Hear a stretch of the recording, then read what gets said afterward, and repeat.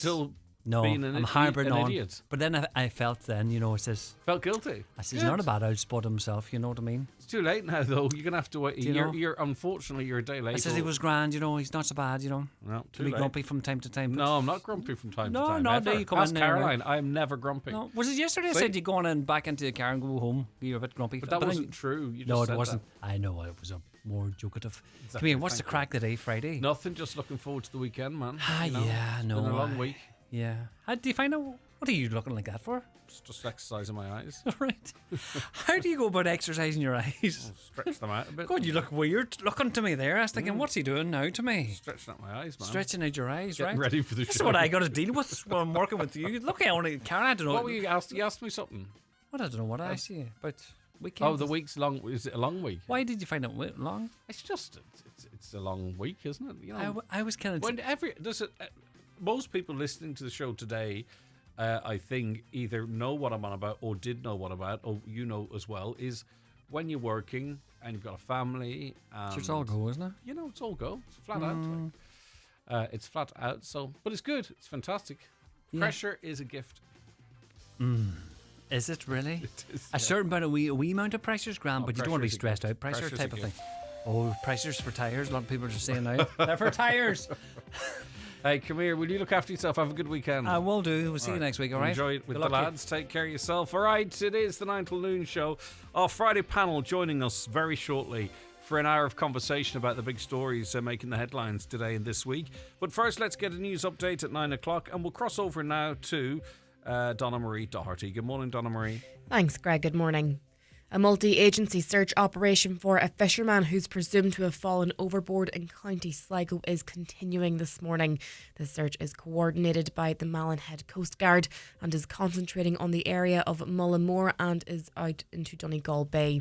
The Rescue 118 helicopter, Killybegs Coast Guard unit and the RNLI lifeboats from Bundoran, Arranmore, Ballyglass and Sligo are continuing to search the area, with a number of local fishing vessels also supporting the search.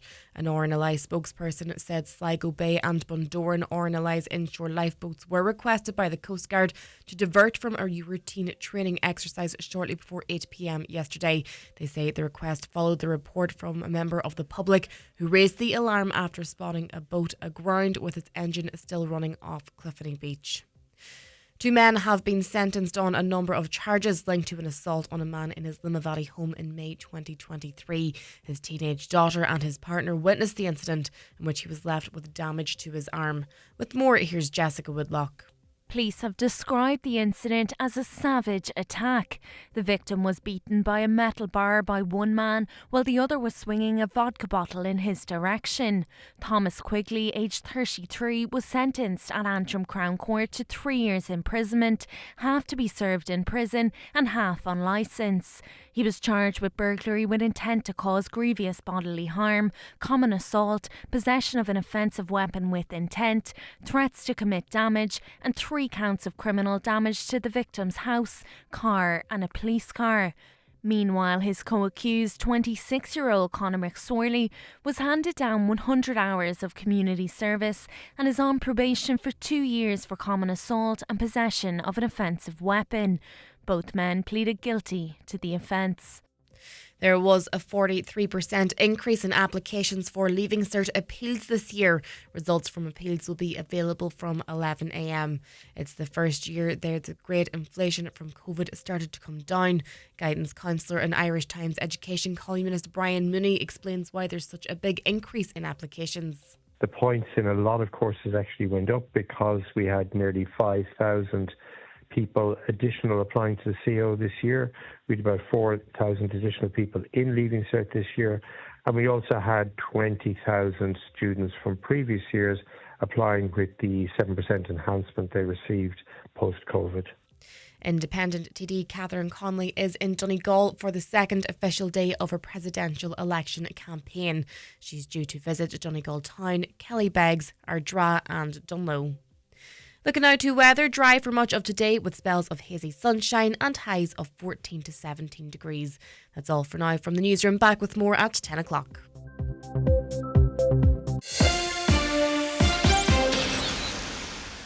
The Monopoly game at McDonald's is back.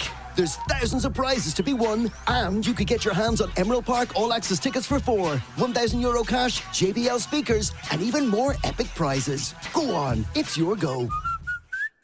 18 plus ROI ends 21st of October. Selected menu items only, subject to availability. App required. See mcdonalds.ie/monopoly/rules. And now it's time for the talk of the Northwest, the 9 to Noon Show with Greg Hughes on Highland Radio. Hello, good morning, and you're very welcome along to another edition of the 9 till Noon Show. This on Friday, the 26th of September 2025. You're very welcome along to the programme. Very shortly, I'll be introducing our Friday panel to you. We're going to be talking about some of the big stories of the week and of the day. We want your views throughout. 086 60 25,000. That's your WhatsApp and text number. 07491 25,000 if you want to give us a call. Or you can email comments at highlandradio.com, and loads coming up on the show besides. Right, don't forget you can watch the programme as well if you're at home.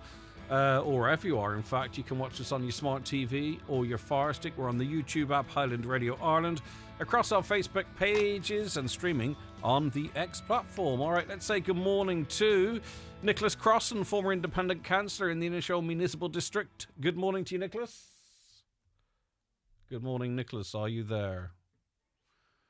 Can you hear me? Sorry, Greg. Yeah, that's great. Good morning to you and the panel and all the listeners. I just really don't need that at this time in the morning because I don't know if it's your issue or a wholesale problem on my end, but it's good to have you. Thanks, Nicholas.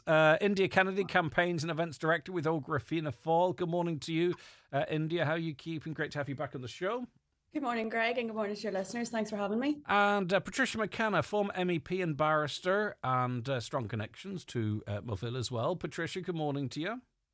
Good morning, Greg, and good morning to all your listeners and panel. Thanks so much for accepting our invite. All right. A new primary school curriculum has been unveiled, marking the first major reform in over a quarter of a century. The updated programme, which will be rolled out from next year, will introduce children to a broader and more modern range of subjects, including lessons on sexual orientation, earlier teaching of puberty, and the addition of modern foreign languages. For the first time, pupils in 5th and 6th class will learn about different sexual orientations under the new Wellbeing programme. The current curriculum makes no reference to the subject, and as I mentioned, puberty will also be taught earlier. Is it about time the curriculum was updated? Are you happy with the changes? Obviously, they go beyond what I've just mentioned, but those are the changes that seem to capture the headlines. I'll start with you, Patricia McKenna. Well, some of the changes I think are quite welcome. I mean, I think it's very important that another language is introduced at an early stage. If you look in other EU countries, like for example in Holland, they're bilingual, they can speak English and Dutch from a very, very early age. So I think that's very important. And also I think with us in Ireland, because we have the Irish as well, you know, a third language actually increases your ability to learn other languages later on. Like I've worked with people over the years who've had, you know, could speak all the European languages and indeed others like Chinese, Arabic, Russian.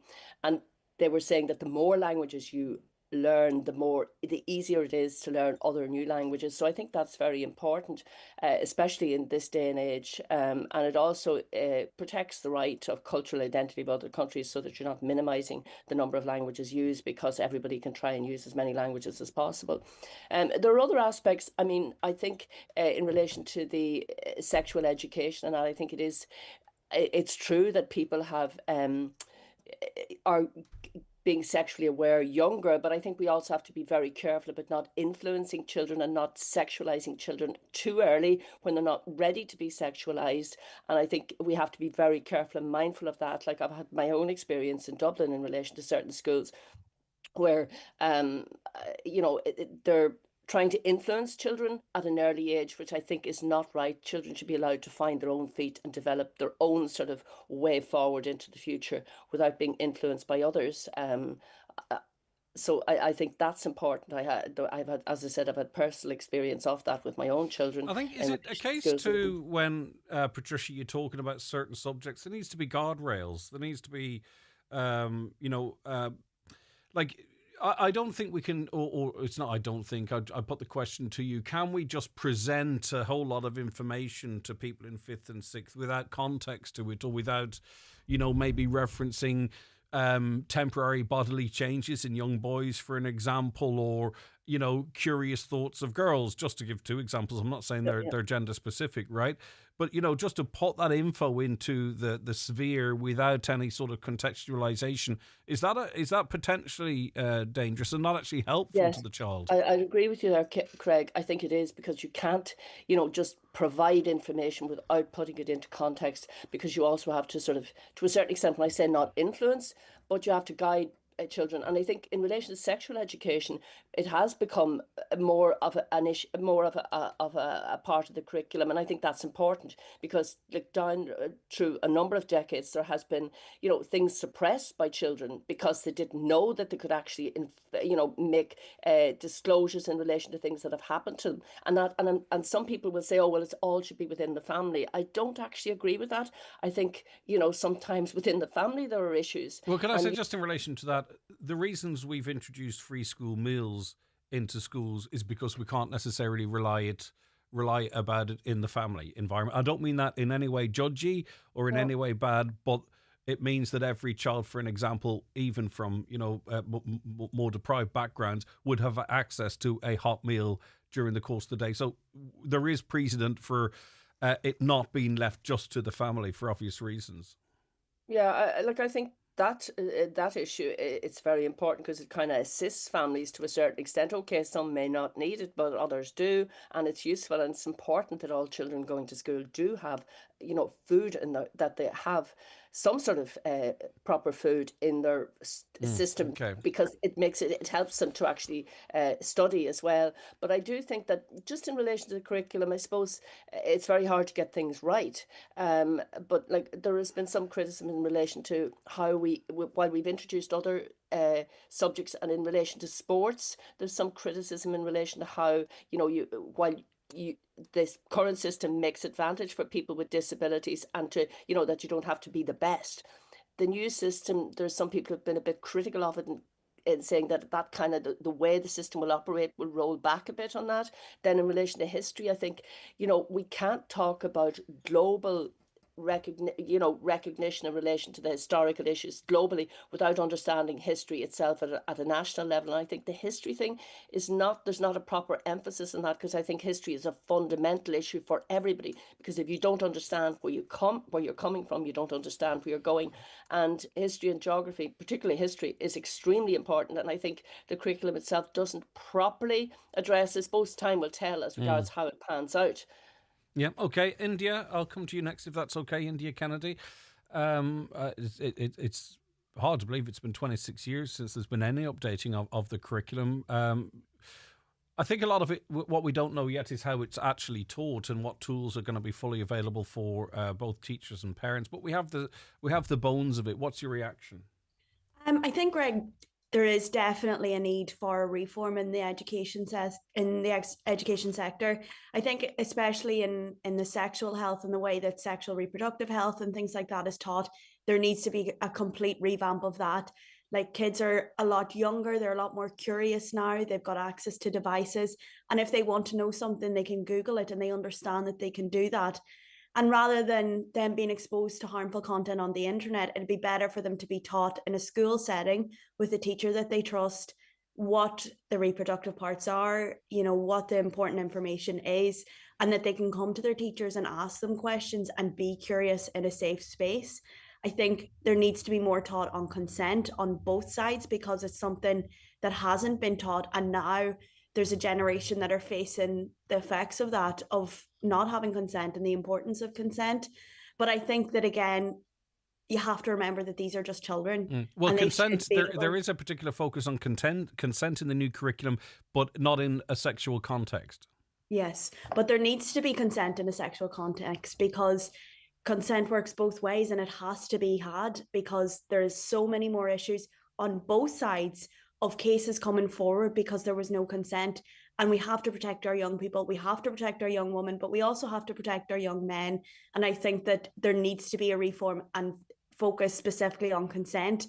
Another thing is mental health. Unfortunately, we're seeing a lot of cases of suicide around Donegal. The Northwest is one of the highest suicide rates in Europe, especially among young men. And I think there needs to be more I've always said this, there needs to be a reform of the mental health and how it's taught in schools. Like when we were in the tech, SPHE was a class. We had a very good teacher in first year, and we did learn a lot about SPHE. And then second year, it was just a class to do your homework. We didn't talk about mental health. We didn't talk about the effects of mental health. We didn't talk about how it's okay not to feel okay, but it's okay to ask for help. And a lot of people didn't feel supported. And I did a lot of work on that throughout my years in secondary school.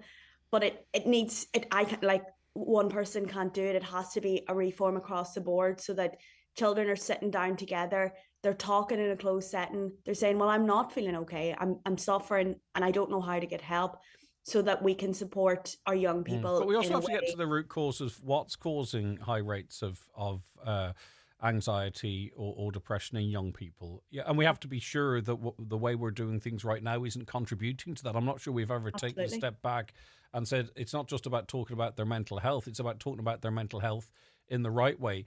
Sort of saying it's good to talk and it's okay to not be okay. But when are we going to sort of drill into why you've started to feel like that, or why we're seeing more kids feeling like that now than maybe did in the past? Absolutely. And I do think that social media has a lot to play in how young people are feeling at the minute. There's so much pressure being a young person at the minute. You have to conform to standards, and there's this, and you have to have this and that, and this clothes and that phone. And it's so difficult being a young person now. There's consent issues, there's mental health issues, and you can't just be a young person now. And I think that the schools have such a difficult job at the minute trying to find a balance between supporting their students, treating them with respect, but not smothering them so that they can navigate these things themselves, but have the support that they need. Yeah, because what we're outputting as well too is students who are, very vulnerable, lack resilience, struggle into the workplace. I'm not saying across the board, right, but in significant numbers. So we are obviously being very caring of our children to some extent. We're not doing enough, but we're not turning them out tooled up, I think, to deal with the real harshness of life. That's what I'm hearing from employers and people in the industry. I agree with you completely. They're struggling because the people come into the workplace and they're like, they've got very little resilience, very little sort of skills to cope with even being told what to do. Nicholas Crossan, teaching about homosexuality, bisexuality in 5th and 6th class. That's what there was a big pushback on the text machine on this show during the week. Yeah, just following up on your point, Greg. I remember my father saying to me, he says when he was going to school, and that had been in the 20s, that as long as you had the 3 R's, you were doing well, reading, writing, and arithmetic. Grammatically not correct, but everybody knew. So I got to think about it, and I think the new 3 R's now are respect, resilience, and responsibility. We must respect who we are and what we stand for and our culture, and we have to stand up for ourselves, and in respect and the responsibility. We must take ownership of our own actions. I do believe, maybe I'm old-fashioned in this here, but I think children at that particular age, and I agree 100% what India says, when I was going to school, I had no mobile phones, I had no internet, I had no access to anything else. So whatever my mother and father or the teacher told me, that was gospel truth as far as I was concerned. And I think we were moving slightly away from the fundamental, that what school is, the main reason being the educational end of it. Children, they go to school, they meet friends, they develop. And I agree 100%. She said whatever we have now, the peer pressure coming on children now at a very young age, because when we're growing up, thank God, we're all the same because nobody had anything, so it didn't really matter. But there is an awful lot of responsibility in children. But at that particular age, children are vulnerable. There is no two ways about it. So we must be very, very careful. Yeah, but there was bullying in schools. There was pressure. Pressure to wear the right clothes, have the right school bag, have the right shoes when I was going to school. I mean, it's not like I know the. Well, you'd be a generation younger than me, Greg. But yeah, I know. But I agree. Every generation is getting more difficult for the children. There's no two ways in that there. But I think we're going slightly away from the basic educational. the children are going to school to be educated. I think you feel a bit sorry. But can I just say, in relation to teachers, I'm not really sure we are. I think what we have is a curriculum that's there designed to do, whether it's right or wrong, exactly what you're talking about. But it's often, it's the parents and the guardians that are focusing on bits and bobs of it. Patricia did a good job there, I think, of going through it and picking out, where we need to be at, what we need to be doing. But the public fascination seems to be with whether, homosexuality is discussed or puberty is discussed or consent is discussed, not the core learnings. That's well, I would be more interested, like gender. We have to find out what gender and what our DNA is. There's two totally different things on that. The gender is we can do whatever we want. Well, not in the curriculum. Not in the curriculum. There's no reference to gender. Well, it's only men and women. There's no reference to other genders in the curriculum. Well, I'm sorry, I wouldn't just au fait 100% with the There was a lot of talk about in advance, but as published, now it refers to gender, but it's only male and female. The only sexual orientations, there's no non-binary, no trans, it's only gay, bisexual. But gender is not a science. Gender is what you want to be yourself. The DNA is what we are, whether male or female. The gender is I can identify whatever I want, and I don't have a problem with that. But I don't think that at an age of 10 or 11 or 12 or whatever age children are vulnerable, and I do believe that we should find our own level because each child is very, very different. Patricia, did you want to come back in following the contributions from our other two guests? Yeah, I think both India and Nicholas and yourself mentioned it, and that's the issue of mobile phones. And I think that's an issue that's not properly addressed at all. There are many people who feel that, and how you cope with this, I don't know, but that children at a very young age having mobile phones is a problem. But that's us, though, Patricia, isn't it? If I can just finish on that, Greg. You mentioned about bullying. Now, bullying in the context back when I was at school was very, very different to what it is today, because the potential and the opportunity for bullying via the mobile phone is horrendous. You will have children who are getting, there's these groups, they're bullied as a result because everything just goes viral. The mobile phone, the potential of the mobile phone for bullying, and indeed that's what happens, is horrendous. And children keep it to themselves. They're keeping these abusive text messages or bullying text messages, the fact that these have been distributed to other friends or to a whole group of their peers. This is extremely worrying, and people say about.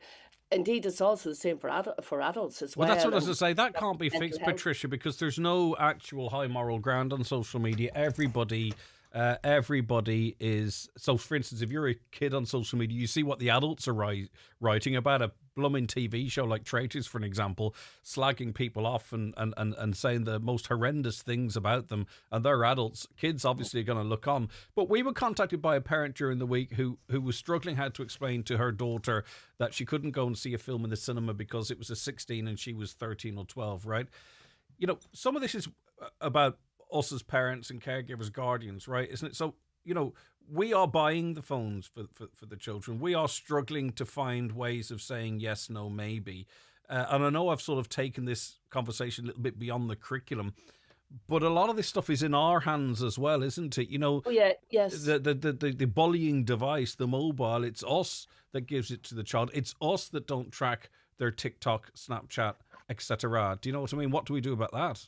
Yeah, you're right on that, because it is up to the parents at the end of the day. But what I was getting at about the bullying and the potential for bullying, it's much more subtle than just sort of side comments. It's about how you exclude people. You will have a young person who's in a group and suddenly their friends are bullying them and they're blocked in all these other chats, and it's very, very hurtful for that child, and they keep it to themselves, and then of course it can move into depression, and whether it be a male or female, but particularly I think girls are more prone to this than boys. But there isn't enough focus on that in relation to this is not appropriate. Like in the old days, bullying was something you could see visibly, you would see people doing it, but a lot of these children are suffering as a result of something simple like just being blocked from these chat lines. Sure. And it does have a huge psychological impact on them.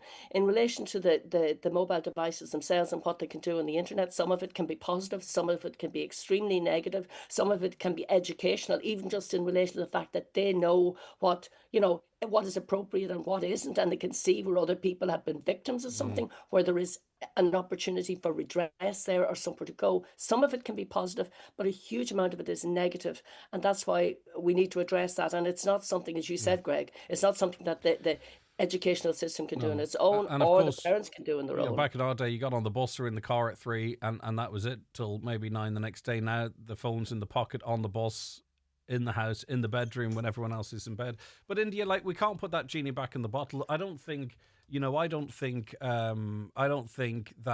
the social media apps will ever be a safe space, because it's right across the board. It's doom scrolling, right, and negativity. Absolutely. One example for Emma Watson recently was in a bit of a tete-a-tete with J.K. Rowling over the trans issue. And, she moved over to Blue Sky, which was seen as an app whereby, everyone was kind to each other.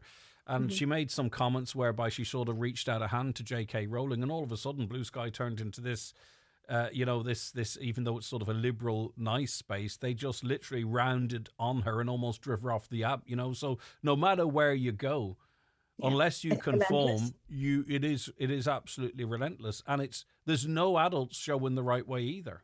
No, absolutely not. Like, you scroll through Facebook, even that post you put up about the election posters, the comments on that were ridiculous. And it's not, we can't say, we need to teach our young people about respect and tolerance. Children do what adults do. They look at adults, they see how adults are working, and they do it themselves. I'm currently working in Brussels for Cynthia Numericu, the MEP, and she's done a lot of work on child safety online. And there's actually a school in Wicklow that their parents' association have come together and said, right, this is a school-free zone, or a phone-free school. No, every parent in the school agreed not to buy their children phones, and they came together and they made this decision together so that there was no child left out. And it's being rolled across Wicklow and across the southwest, and it needs to be brought up to Donegal. It needs to be brought up to every primary school. Yeah. If it levels the playing field. I don't think that 11-year-old or a 12-year-old needs a phone. I was in 6th class when I got my first phone, and you could ring and text on it. I just would struggle to say that you can't give a 12, 13, 14-year-old, you can give them a phone, give them unlimited access to, apps where there's a lot of sexual content there, often dressed up as something else, but then say that a school can't tell them what puberty is. Exactly. YouTube, even YouTube Kids, if you watch some of the things that are put out in YouTube Kids, it's very vulgar, and there's lots of hidden meanings to it. And kids are very intelligent these days, and they can start to pick up on these hidden meanings. So you can't say, I don't want my child learning about puberty, I don't want my child learning about sex, but I'm going to give my child free rein to the internet, which they can learn about all of that on. So I think parents have a lot of pressure, but parents also have to take some level of responsibility on this. One quick thing, before we move on, Nicholas, I think it's very important that schools put in place a system whereby parents can easily find out what's being taught and when, and the school can accommodate students who their parents don't want them to be in certain classes or discussing certain things. Do you think that is required? I think there should be an opt-out on it, Greg, because, as I said, not all children at that age are the same. Some are more developed than others, and I think it would be detrimental to the children. Is it ridiculous for me to say to you that you could have an abusive parent who might want their child to opt out of getting knowledge on certain things so they can continue to be abusive? No, I'm not saying that. No, but I'm saying is that potentially what could happen? That the innocents could continue to be exploited by keeping them in the dark about stuff. I mean, is there any concern there? That's a possibility. But Greg, just on a slightly lighter note, I'm going to just throw this one on. It was brought to my attention during the week, and Patricia touched on the school meals. Now, as you might know, I was a bread man all my life, and our children now are getting in secondary school, anyway, a plain, as it's called, a plain muffin. There is a date on it for nearly 3 months of a date, and 25 ingredients in that particular bun. Now, I know when I was selling buns at that time, there was an 8-day shelf life on them because there's nothing in them but bread, egg, milk, and flour. Now there's 25 ingredients. I would love to see Helen McEntee sitting her child down and giving her one of those buns to eat, or what's in those buns. At 25, because I have never heard tell of half the 2/3 of the ingredients that's in it. Just on a lighter note, and that's to do with education as well. Too. Nutrition's important. Thanks so much for that. We're in the company of Nicholas Crossan, who you've just heard from, India Kennedy and Patricia McKenna. We'll be back at McKenna, I beg your pardon. We'll be back with more after these messages. I'm dreaming of you. It's Patrick Feeney here, and I'm looking forward to the Highland Radio Country Music Weekend at the Clanry Hotel in Letterkenny this October the 31st and November the 1st. I'll be on stage along with Michael English, David James, Stacey Breen and Jordan McFadden. It's going to be 2 fantastic nights of music and dancing, but spaces are filling fast, so book now at theclanryhotel.com or highlandradio.com. Are you going through intense treatment, alopecia or hair thinning? At the Donegal Wig Centre and Patrick O'Day Hairdressing, we have over 30 years' experience helping people feel themselves again. In our private consultation suite, we have the largest selection of beautiful wigs and hairpieces in the Northwest, and we're HSE approved. To arrange your private consultation at the Donegal Wig Centre in Letterkenny, call us today on 91254776. Foy's biggest ever end of summer sale is now on, so don't miss out. Whether it's a statement sofa or a full dining room set, our expert team will help you choose the perfect pieces. Order now during the sale at Foy's in Ballybuffet or Letterkenny to guarantee Christmas delivery. Bakery favourites for less dough. Now that's something to value. At Lidl, we freshly prepare everything in our bakery every day using the best ingredients for perfectly baked breads and treats at a tasty price. The proof? 3 selected pastries for just €3 with Lidl Plus. Lidl, more to value. Looking at the Kia Sportage? Call to Heron Auto Donegal, where for just €1,500 more than the diesel model, you can upgrade to a hybrid automatic with a bigger boot, spare wheel option and finance from just 3.9%. Drive smarter, drive further and drive with confidence with Heron Auto Donegal Town, your trusted Kia main dealer. Book your test drive today at Heron Auto or visit heronauto.ie. Highland Radio Time Checks brought to you by EirGrid, the operator and developer of Ireland's electricity grid. EirGrid, powering up communities, powering up Ireland. The time is 9:30. I heard in the news they say Donna Marie said it's day 2 of the race for the Irish. I'm going to go day 3, I think. But anyway, open to correction. Catherine Connolly, Independent. She's back in Donegal today. The 2 other candidates, the Humphreys of Fine Gael, Jim Gavin, Fianna Fáil in Kerry and elsewhere. So far, I've heard Catherine Connolly being asked about Gaza and German rearmament, or she's offered some comments in relation to that. Jim Gavin's been questioned about bullying in the army. I can't really find any recent issue-based stories for Heather Humphreys, but I'm sure they are to come. Some would argue the big story of the week was Maria Steen's and Gareth's as well, ultimately unsuccessful attempts to get on the ballot paper. I'll start with you on this one, India. How interested are you? Some suggesting we could struggle to get into the 40% turnout mark where we're at the moment. But as someone who is involved in politics, watches politics, are you excited? I'm looking forward to it. I mean, any election gets me excited. I love elections. I think there's a great buzz around them. And I think elections are so important. And democratic countries, there's a lot of women, there's a lot of people that don't get to vote in their own countries. So it's good that we have the opportunity to elect our president. I think there was a lot of controversy in the last couple of weeks around Heather Humphreys and whether or not her husband was in the Orange Order. But there was a really interesting article written by Maria Cahill basically saying you can't talk to Northerners about tolerance when you can't even accept tolerance in the South. So I think that we have 3 really strong candidates, and I think it is going to be a very tight race. But you talked about democracy and the rights and the people to the right to vote and all of that, and that's unarguable. But people won't have the right to vote on potential candidates they might want to vote for. Gareth Sheridan, Maria Steen, for an example. There's a large swathe of this country that feels there's perhaps not a candidate for them, and those candidates were either blocked or those with the power didn't agree with their policies. Is that democratic? I don't think that's democratic, no, but I do think Maria Steen should have gotten out earlier. If she wanted to be elected, she should have came out earlier with Gareth Steen. I think the fact that they were both candidates that were running on similar issues and being a candidate for those that don't have a voice in Ireland, I think that they were running on similar issues and they kind of spoiled each other's votes. And had one of them go out, had Maria Steen come out sooner, I'd say one of them definitely would have got on the ballot box. So you're saying it's not necessarily because of the system, it's because of her approach? Well, there's that. And then there's the fact that Fine Gael said that none of their councillors could vote. And I think that's unfair. I don't think that's very democratic. I think that every councillor has the right to vote for who they want to be president. Politics aside, political beliefs aside, they should be able to vote for whoever they want to. And I think it was unfortunate that a lot of councils chose not to select a candidate. I think that's the issue. That's not very democratic. I don't think it's the system itself that failed the candidates. I think it's the councillors and the councils that chose not to vote and other issues that made it not very democratic. Nicholas Crossan, as a former independent councillor, what's your reaction to how events have unfolded and what we have to look forward to?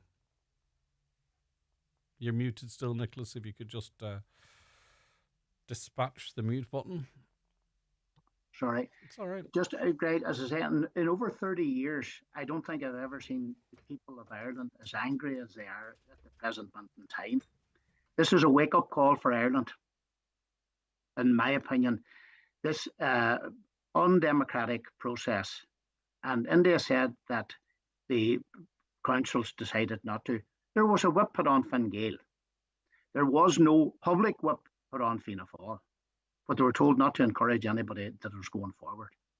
31 local authorities in Ireland, and 3 of them voted. 28 were blocked, and there's no other word for it. Kerry, Tipperary, and Waterford were the 3 only local authorities in the whole of this councillors were coming steady looking for more powers.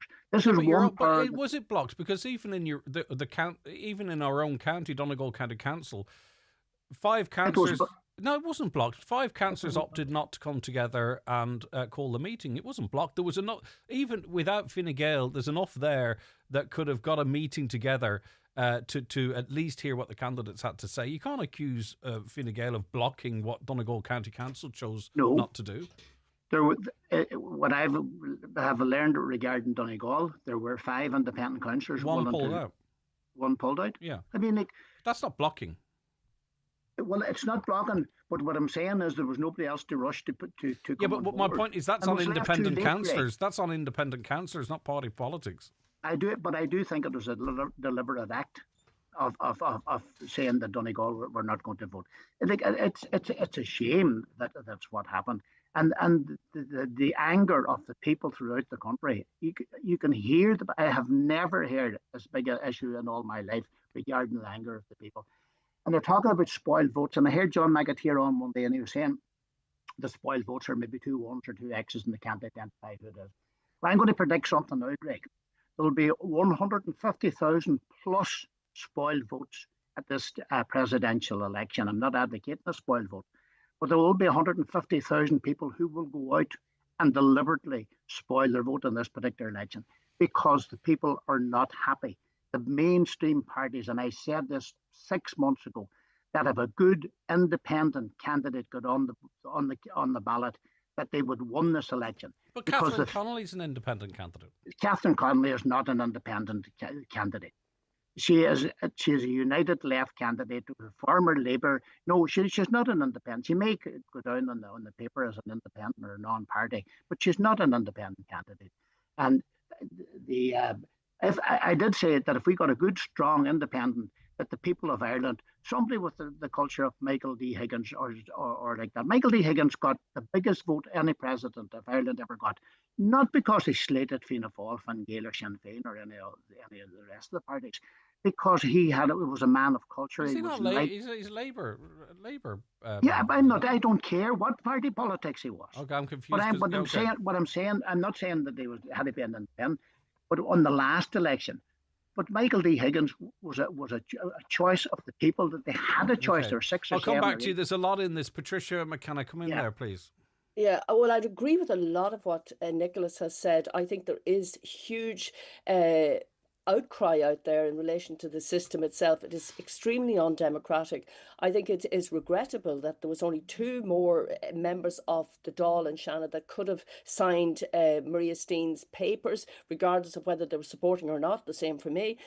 Just to say that, and then about who's independent and who's not. Well, clearly Heather Humphreys and Jim Gavin are two-party. The Catherine Connolly is different. Like, you could even say Maria Steen maybe was supported by Aintu and others. So the same with Catherine Connolly, she's got a broad spatting of support right across the board, so she would be the most independent. I don't think it's fair to say that Maria Steen or the others didn't get out in time. They were out as best a time they could, and they did do a huge job. Maria Steen decided to go down the Oireachtas route, and the others went down the local authority route. And as Nicholas said, there was, to a certain extent, restrictions put on party members in relation to supporting any kind of opportunity that a completely independent candidate would get. But as I say, no one is ever completely independent. I think that, yes, it's true, and I agree with Nicholas on this. There's a huge amount of people out there who said they're going to spoil the vote. There are people who are saying, I'm going to write Maria Steen on the ballot paper. I was speaking to some people about this the other day, and I said, well, you'd have to think about it, because if you're not happy with the political establishment, i.e. Fianna Fáil and Fine Gael, who've been in control in this country since I was born and before, they're the two parties that have basically, flattened the country into the ground, in my opinion. They have rolled back on so many issues that were very important to the vast majority of people. And particularly now, when you see what's happening in Gaza, both those parties support Ursula von der Leyen, who is completely behind the Israelis in relation to the genocide in Gaza. How in heaven's name can anyone who thinks that somebody has to do something about what's happening in Gaza say that we're going to spoil our vote to basically give an extra vote to one of those two parties? Because that's what's happened. That's what I was trying to say. Look, if you spoil your vote, it means you're providing, or you're It is counterintuitive, because you are actually clearing the decks for the candidates perhaps you don't actually want to see as president. Yeah. That's it. And okay, all of the 3 candidates themselves, any of them would make a decent president. It's not that. It's basically, what is this vote about? And yes, there is the possibility, and I believe a very strong possibility, that the turnout will be very low because people are very dissatisfied with the system itself. But we have to remember that the 2 main parties are the parties that have been in power down the years. They haven't done anything but trying to change this system to make it a little bit more open and accessible for non-elected representatives to actually get on the ballot paper. I'm not saying that I'd be supporting any of them in relation to how they would go, that we're trying to get on, like Maria Steen or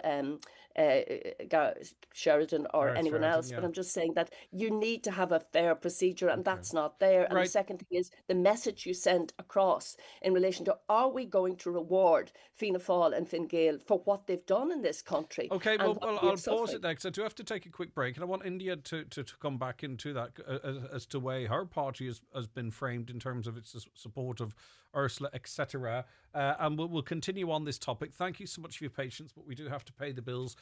Grab a coffee. We'll be back in about 4 minutes.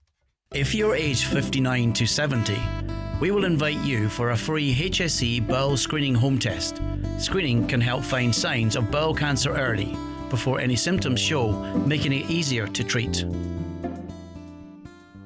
McDade's Bathroom Plumbing Tiles in Buncrana continues to be Donegal's go-to destination for stunning bathroom makeovers. With a vast selection of premium tiles and bathroom products, our showroom is your ultimate one-stop shop for crafting the perfect space. We've earned our reputation through expert advice, unbeatable prices and a dedication to customer satisfaction.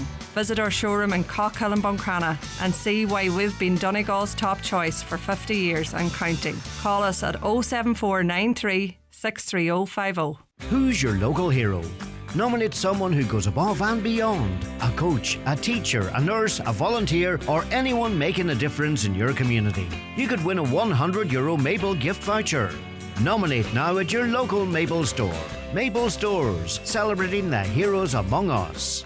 Has your child recently started school? Donegal County Library, in partnership with First Five, a whole-of-government strategy to improve the lives of babies, young children and their families, is here to support this big step. Visit your local library and you can pick up a free little library book bag and their very own library card. There's one for every child starting school, available now at your local library, an initiative of the Government of Ireland in association with Libraries Ireland and Donegal County Library. Find me somebody to love. The Dream Stock clearance sale is now on. I bet you beds are excited. Oh yeah, we're bouncing. Don't miss up to 30% off a range of stylish beds and comfy mattresses. But don't hang about. You snooze, you lose. Dreams. Let us find you a bed that loves you back. Discover the Address Sligo, your stylish escape on the wild Atlantic Way. Savour local flavours at North Restaurant. Relax in our indulgent spa and thermal suite. And enjoy breaks from just €160 per night. Book direct at theaddresssligo.com. The Address is always the right address. Don't delay when you get your bowel screening invitation. Call us today on 1-800 45 45 55 or visit bowelscreen.ie. From the HSE. Hi, Kiva here from Barry Brown Cars. Right now, you can get behind the wheel of a brand new 252 Suzuki with 0% finance and a 10-year warranty, giving you a whole decade of confidence on the road. Visit Barry Brown Cars in Milford or Donegal Town today and discover how you can drive away with 10 years of worry-free motoring. Fly Donegal to Glasgow with Loganair. Convenient return flights every Friday and Sunday, including a 15 kg checked bag. Book your Glasgow getaway now at loganair.co.uk. Terms and conditions apply.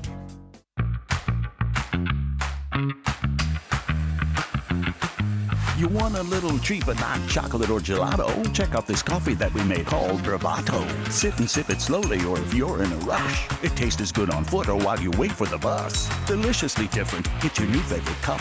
If you want some roasted goodness, come hit us up. Your taste buds have voted. They want a flavor that's goated. They are ready to thrive. Now Bravato's arrived. Deliciously different. Find your nearest store at bravado.com. Our best value bundle has just landed in the Virgin Media Playhouse. Watch your must-see live TV, live sports, catch-up TV, and access all the apps you love to binge.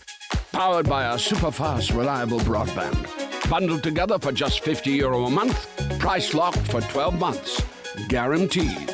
For more great offers, see virginmedia.ie. Virgin Media. It's playtime. Subject to location and availability. New customers only. 500 meg broadband and streaming TV, €50 a month for 12 months, €104 thereafter. Separate subscription required for streaming apps. T's and C's apply. Cooney's Home Interiors' biggest ever floor clearance sale is now on, with huge savings across all departments, sofas, dining, bedroom. Stock must go to make way for Cooney's largest ever Christmas shop. Sofa sets from $12.99, complete bed from $4.99, table and chairs from $6.99. Thousands of euros to be saved. But hurry, only while stocks last. Cooney's Home Interiors, Letterkenny Retail Park, open 7 days.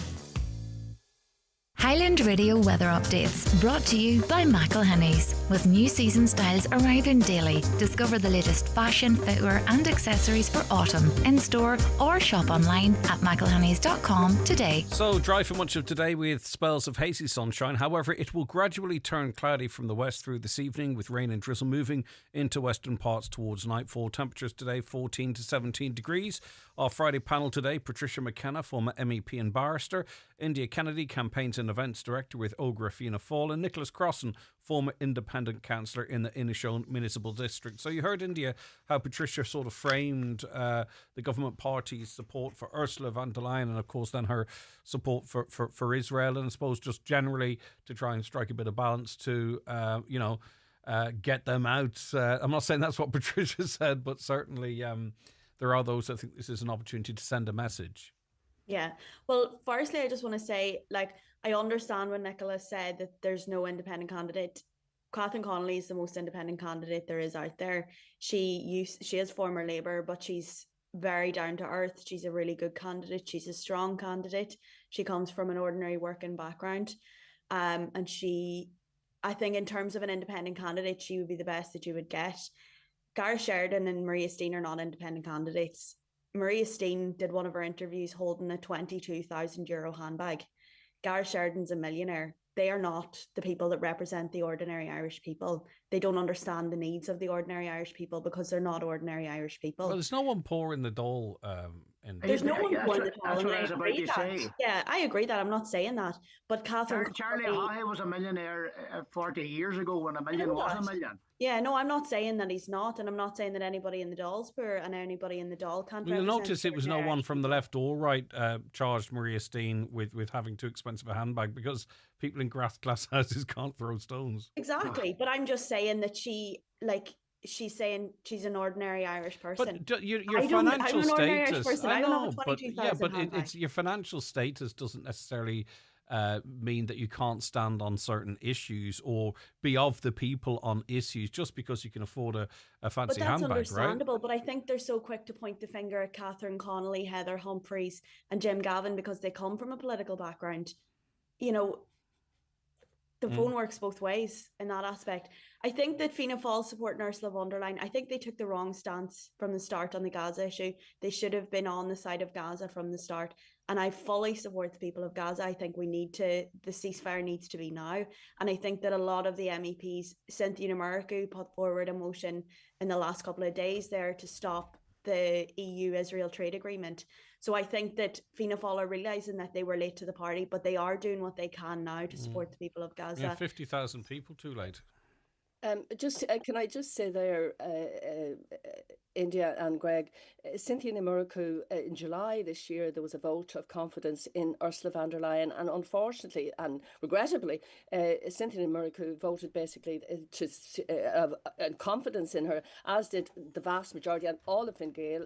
There was only a few three Irish MEPs or something, I think, who voted against it. And it was clear, like in July, that Ursula von der Leyen, and it's not even just in relation to Gaza, it's in relation to the militarisation of Europe. She's gung-ho in relation to that, and people need to realise that, and indeed all the main parties supported her reappointment, knowing all these flaws and all these issues. It just beggars belief. And she's not elected yet. She is the most powerful person in Europe. And just on the trade, on the tariffs, she did not do Ireland any favours there, and they had to rely on her negotiating on their behalf, which again comes back to the whole issue of democracy within this country and further afield in relation to the European Union. I'll stay with you, Patricia. You know, in terms of the candidates, there's going to be debates, obviously, a couple of them. I sort of referenced some of the issues that have been put to them by reporters. I see reporters struggling to try and land a punch. It just seems to be in the DNA to try and get a gotcha on something or other, right? And it's not really happening because it has to be in the context of what the role is. What do you think the debates will be about? How against Israel you are, or I don't know. Like what will they be? What will they be debating? Well, I would imagine that the debates will be about the Gaza is going to be a big issue there, and I believe should be support for Ursula von der Leyen. And at the moment there are at least about 20 people, Irish people, out on the flotillas to Gaza, and I don't think our government is doing enough in relation to that. And they try and use the excuse of the triple lock. They're using this for everything, knowing that that's all a farce. Is basically so we can get into NATO. It's the back door in relation to the military agenda. But in relation to a presidential election, I mean, Heather Humphreys said she was taken aback or taken by surprise in relation to the question about her husband. The one thing about a presidential election campaign, unlike, say, a local council, an MEP or a TD, is that for the presidential election, it's not just you, the candidate, it's also your spouse, and you must be aware of that at the beginning. And I can't understand why Heather's from my own county, by the way, wouldn't have been aware of that and prepared to answer it.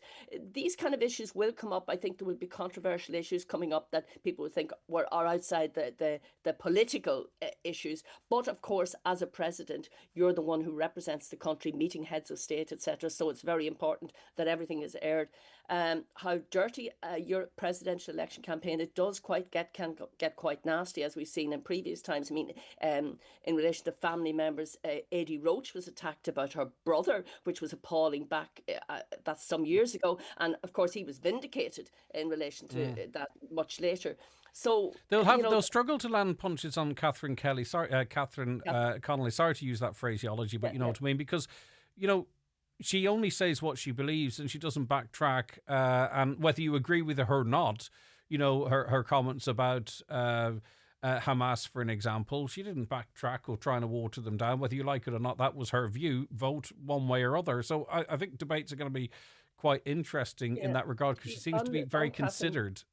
Sorry, Greg, on Catherine Connolly, because I'd have to sort of be honest here and say that I'd be supportive of her, of the three of them. But when I heard the comment about Gaza, I thought that's a bit strange, because she's always she's one of the best performers in the Dáil, I have to say. And I think she'd be a loss to the Dáil, but that's beside the point. But when she said this, I was a bit strange. But when I went and actually researched it, discovered it was in relation to an interview by the BBC where they asked about Keir Starmer making a condition that they would have to get rid of Hamas. And she was saying, well, look, they're part of the fabric of the Palestine. And then I could see that in the context that this question was asked and in the reply that came, then I could see what she was doing. Yes, and she does think very carefully about things, and she doesn't backtrack, and she knows what she's saying. She's a very clever woman, she's well versed, and she doesn't talk about issues that she knows what she's saying. Yeah. Are you looking forward to the rest of the campaign, Nicholas? What would you like to hear discussed, or to be honest with you, you're so disgusted with the process that you're disengaging? No, I'm like Andy. I'm probably the same as Patricia. I love elections, and but the things I like to discuss is there's simple questions to ask the people that ask the would-be president. Are they going to sign on every bill that goes in front of them from Dáil Éireann? The president doesn't have many powers, but he has a power of referral, so he can refer to see if it's constitutional right. My biggest fear on it, and for our children and our grandchildren, is that we're going to lose our neutrality, and that is one thing. Jim Gavin has already said that he will sign, and yes, he will do away with the triple lock.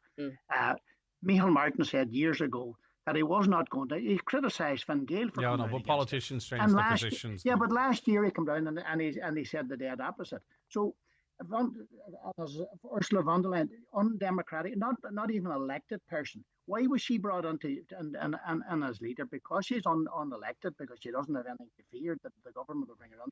I can't understand this, where they're driving the people, where the politics in Ireland at the present moment. Well, just one thing on Catherine Connolly on this show said Catherine Connolly said in this show she wouldn't be minded necessarily to refer that bill on the triple lock to the Supreme Court, because she's of the view that means it couldn't be challenged elsewhere. Correct. So that's the big one. So even she is not.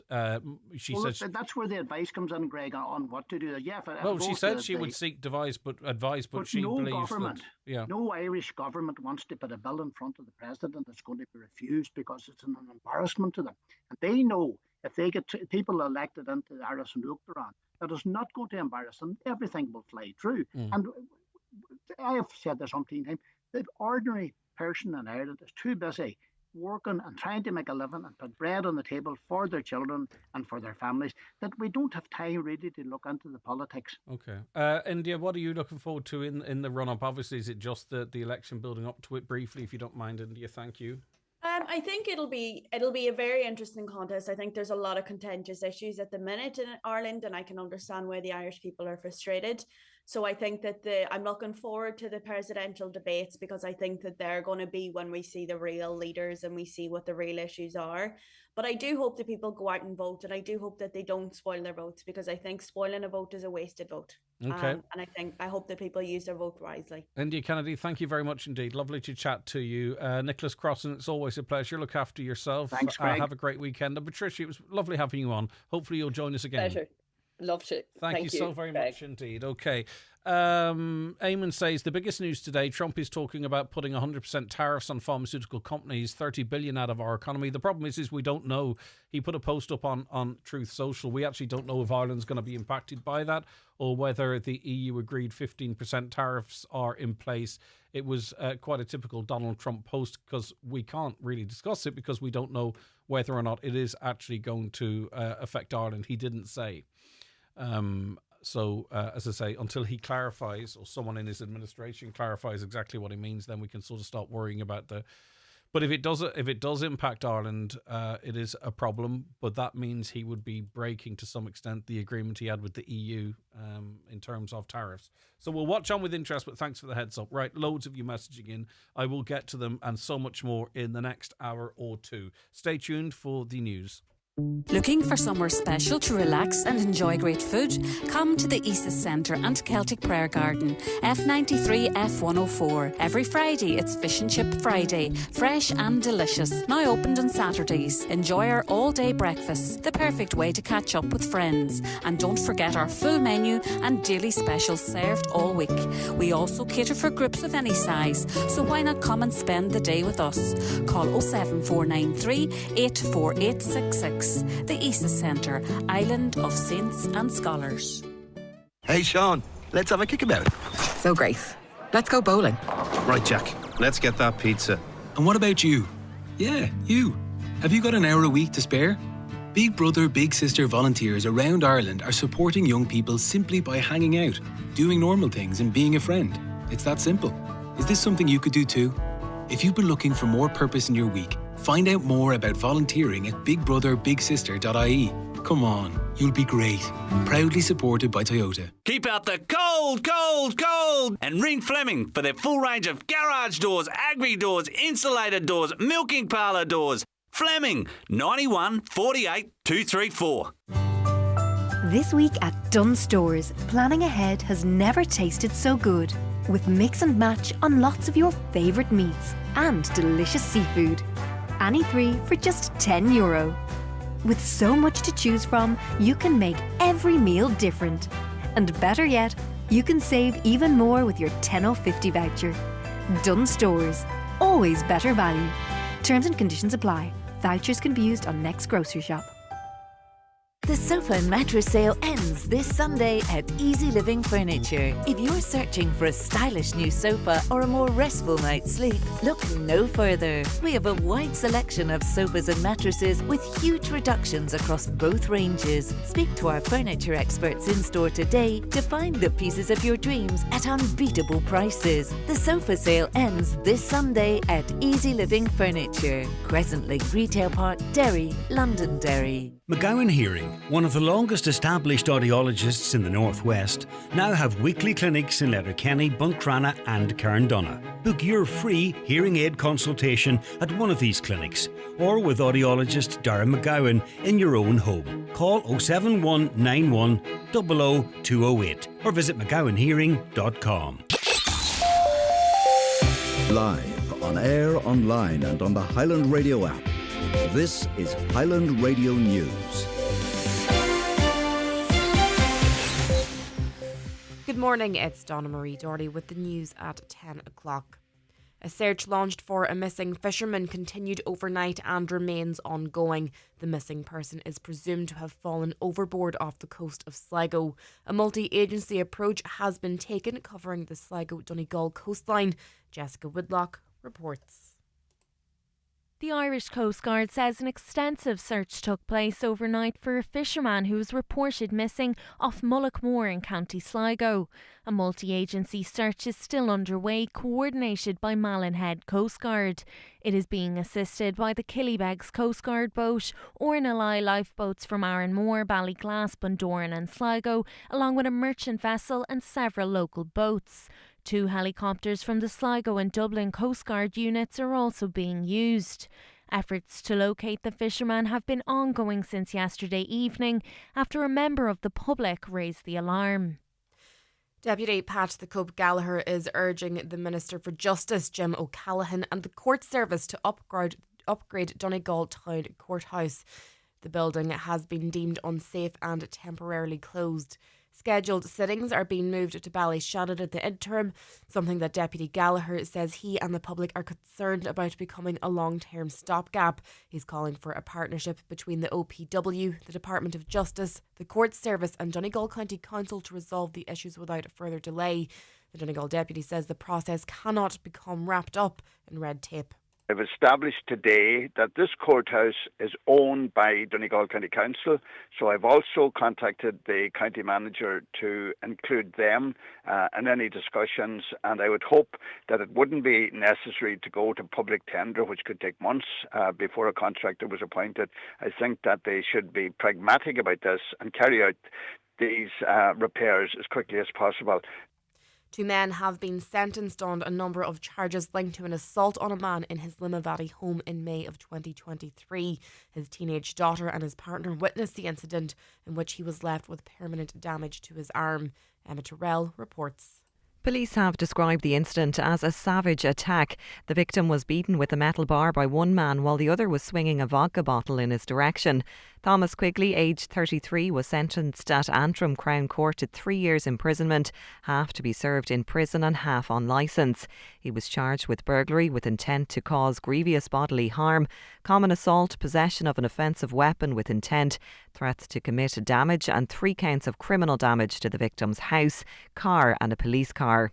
Meanwhile, his co-accused 26-year-old Conor McSorley was handed down 100 hours of community service and is on probation for 2 years for common assault and possession of an offensive weapon. Both men pleaded guilty to the offence. The government said it's studying the impact the new US tariffs may have on Ireland. The new wave of levies include a 100% tax on branded pharmaceutical imports to the US. However, Donald Trump says companies with a presence in America will be exempt from the charges. In a statement this morning, Taoiseach Simon Harris says the EU-US agreement on a 15% pharma tariff remains the case for EU exports. The European Commission is expected to comment on the issue this afternoon. Deloitte's chief economist, Kate English, says there are huge concerns for Ireland. Only yesterday updated forecasts from the ESRI looking at the Irish economic outlook that were really our first time we had forecasts based on the current state of play with tariffs. And unfortunately, if this morning's news was to change that, it means we've now outdated forecasts once again. We know we have a vulnerability when it comes to pharmaceuticals within this country. It's the second official day of the presidential election campaign. Independent TD Catherine Conley is set to arrive in Donegal later this morning. She's due to visit Donegal Town, Kellybegs, Ardra and Dunloe. Taking a look now to the weather forecast. It's dry for much of today with spells of hazy sunshine with highs of 14 to 17 degrees. That's all for now from the newsroom. Back with headlines at 11 o'clock. The obituary notices this Friday morning, September 26th. The death has taken place of Joe McCauley, 7 Patrick Street, Strabane, and formerly of Lettermack Award, reposing at Quigley's Funeral Home, Strabane, this evening from 7 p.m. to 8 p.m. Funeral leaving the funeral home tomorrow at 7 p.m. to the Sacred Heart Church, Derry Road, Strabane. Funeral Mass is on Sunday at 2 o'clock, interment afterwards in the adjoining cemetery.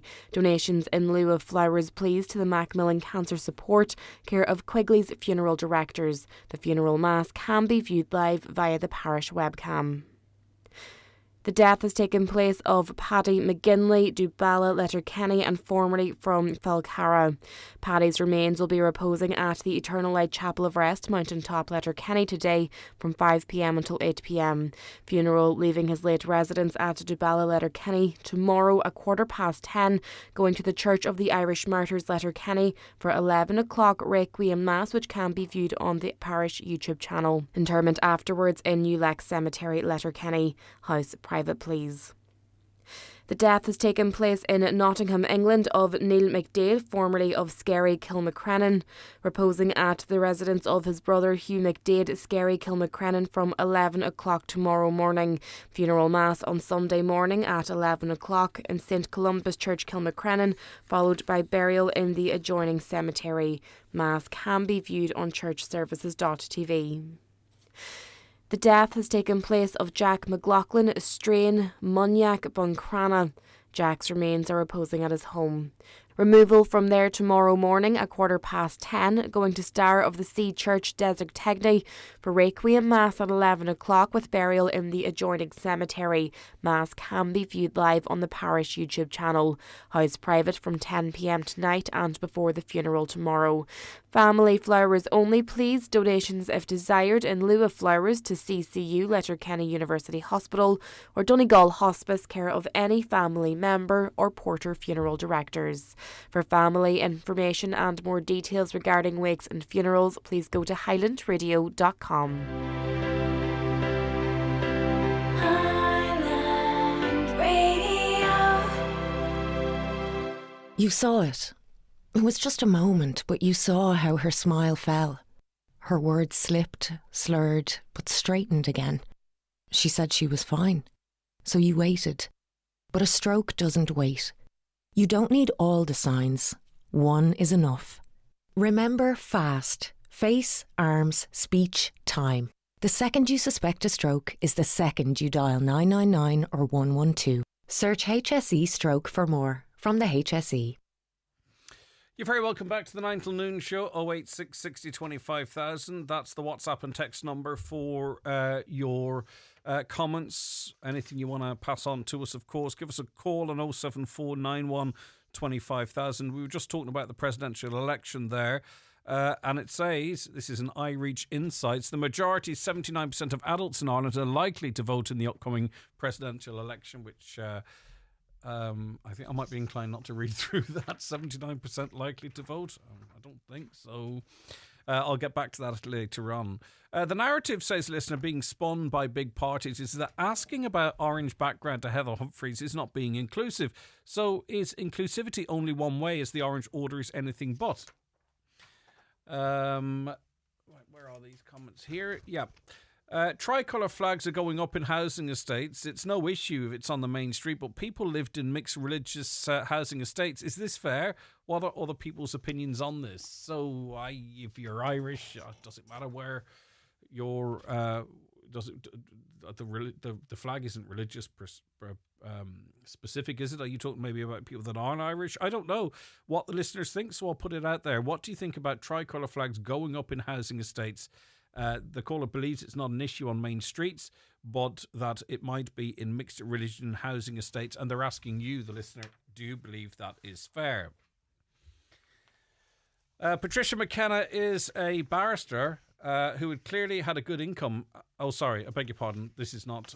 Patricia McKenna is a barrister, but it's not directed at her. Maria Steen is a barrister who has clearly had a good income, and perhaps the woman doesn't smoke, drink or party, so why shouldn't she reward herself with a nice handbag? Listen, we're talking about people. If they're not in those circles, they will be once you're elected. You know, all of a sudden you're living in a massive house and you've got massive dogs and you're treated like royalty. So that's just what happens. So whether they're there or not. Hello, Greg. I hope you're well. I'm just hurt by the fact I've seen a child in Gaza that was physically decimated and is destined to die. But still the UN will laugh at Trump's quips about teleprompters and escalators. I feel the world has lost itself. And if aliens came to destroy it because of what we do to each other, we really would have no comeback, except that we are not all the same. It's also sad, Greg. I understand. And I think you're at the point there where just... The whole weight of that situation is bearing down on you. People looking at this country, says another, must be shaking their heads in bewilderment, not only at the lack of democratic selection of candidates, but also the mediocre of those put forward for president. I personally wouldn't be inspired to vote for any of them, even if they were just standing for my parish council. Another caller says no one to blame but Maria Steen's team. They entered the field too late. Personally, I think it was all about making a name for himself or herself and ain't to, as opposed to a real entry. There's an awful lot of weight needs to be given to the fact that there were a couple of people that were on the fence about voting for Maria Steen, but they got pretty badly attacked on social media, and the implication against some was that if you didn't vote for her, sir, that you were in some way one of the worst people that could possibly exist, and that turned some people off. So I think those who were perhaps most ardent in their support online might shoulder a little bit of blame. Another caller says, look, Greg, like I said yesterday, if Steen was serious, she would have started earlier. She put her name in because she knew she was too late, wouldn't get it, cried foul, and could get all you lot talking about her, giving her free press and spreading her name and influence. You're being played for fools in this one by even bringing her up. Another, Donegal County councillors should be ashamed of themselves not supporting Maria Steen. The people will remember them. Well, they won't. People say that all the time. People said in the last general election that people would remember this, that and on, and they didn't really. I'm not being disparaging or dismissive of your point, but that's not going to happen. People won't remember because they don't remember or choose not to. A caller says not all independents are truly independent. I've discovered that from talking to some of them. There are unspoken deals and allegiances under the surface, and Fianna Fáil politicians could not break ranks because of various factors. I'm a mum of a 16 and 18-year-old. I may have been lucky in relation to rearing my children. However, I never had an issue with either of them regarding bullying or peer pressure. They were exposed to all sorts regarding the ideal phone, the clothes that they should wear. However, I taught them from a young age how to accept and appreciate. They have amazing confidence, they have amazing friends and a fantastic relationship with their parents. It is easier to work with your children from a very young age and teach them qualities that will last a lifetime.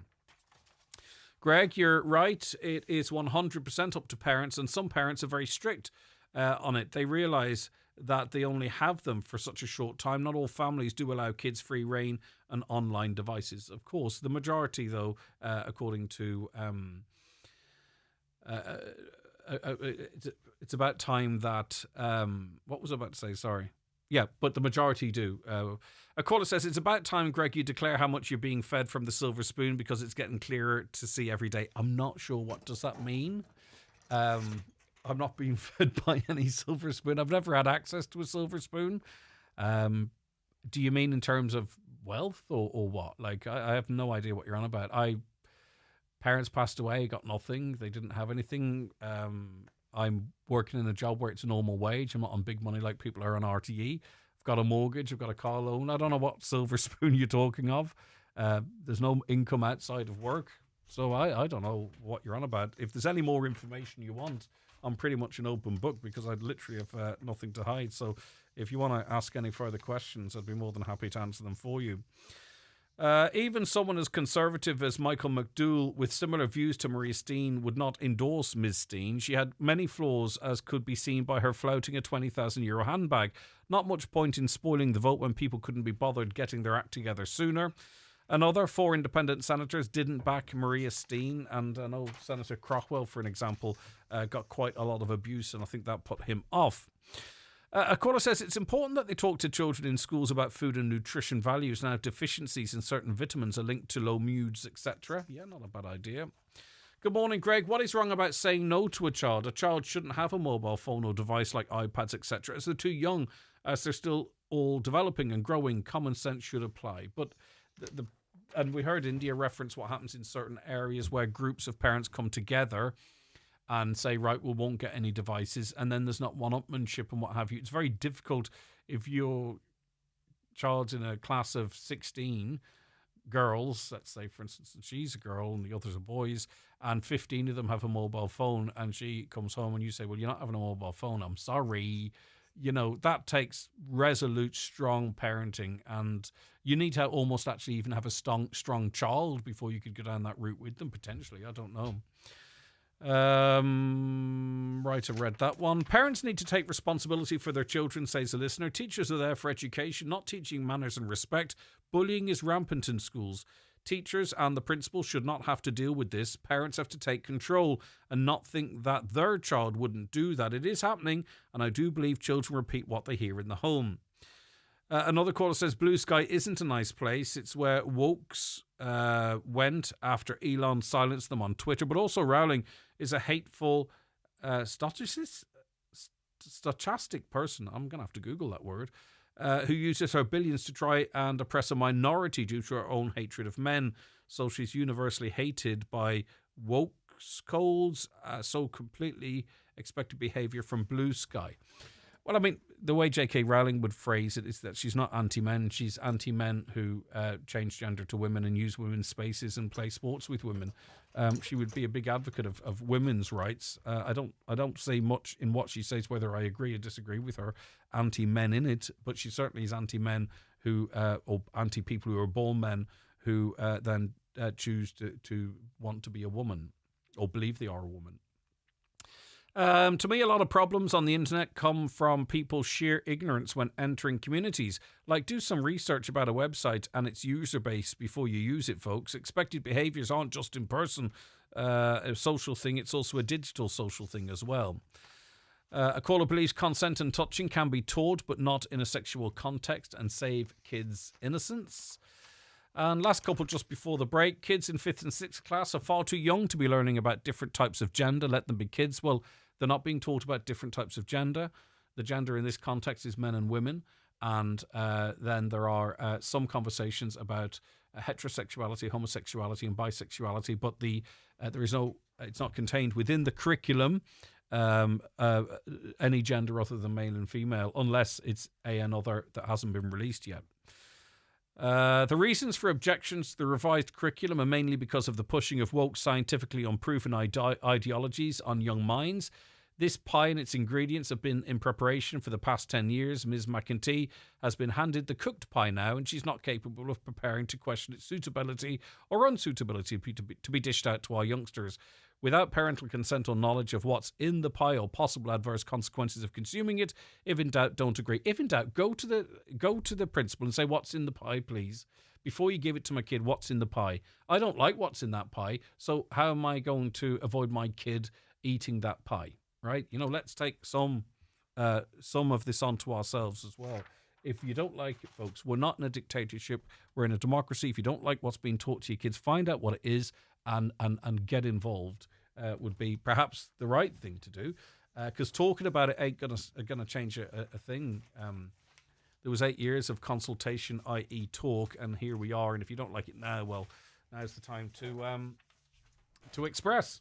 The county's #1 talk show, The 9 till Noon Show on Highland Radio. It's time for Vision Ireland Bingo on Highland Radio. It's Friday, September 26th. Playing on the yellow sheet. Reference number is S15. It's week 39. Today's numbers are 63, 81, 34,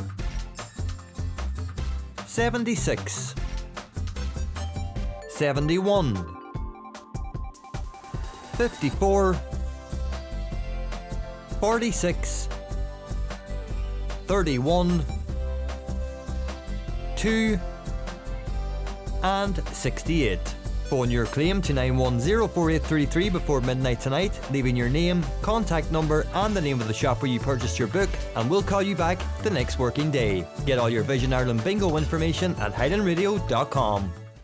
When the time comes, the last thing you want is for your family to worry about funeral costs. That's why On Post Insurance offers funeral insurance for those aged 50 to 75. A simple way to help ease the burden for the people you care about most. Take a moment today to plan ahead. Call 0818 22 22 22 or visit onpostinsurance.ie. Acceptance criteria, terms and conditions apply. One Direct Ireland Limited, trading as On Post Insurance, is regulated by the Central Bank of Ireland. One Direct Ireland Limited is a wholly owned subsidiary of On Post. Funeral insurance is underwritten and provided by New Ireland Assurance Company PLC. On Post Insurance is a tied agent of New Ireland Assurance Company PLC for life assurance business.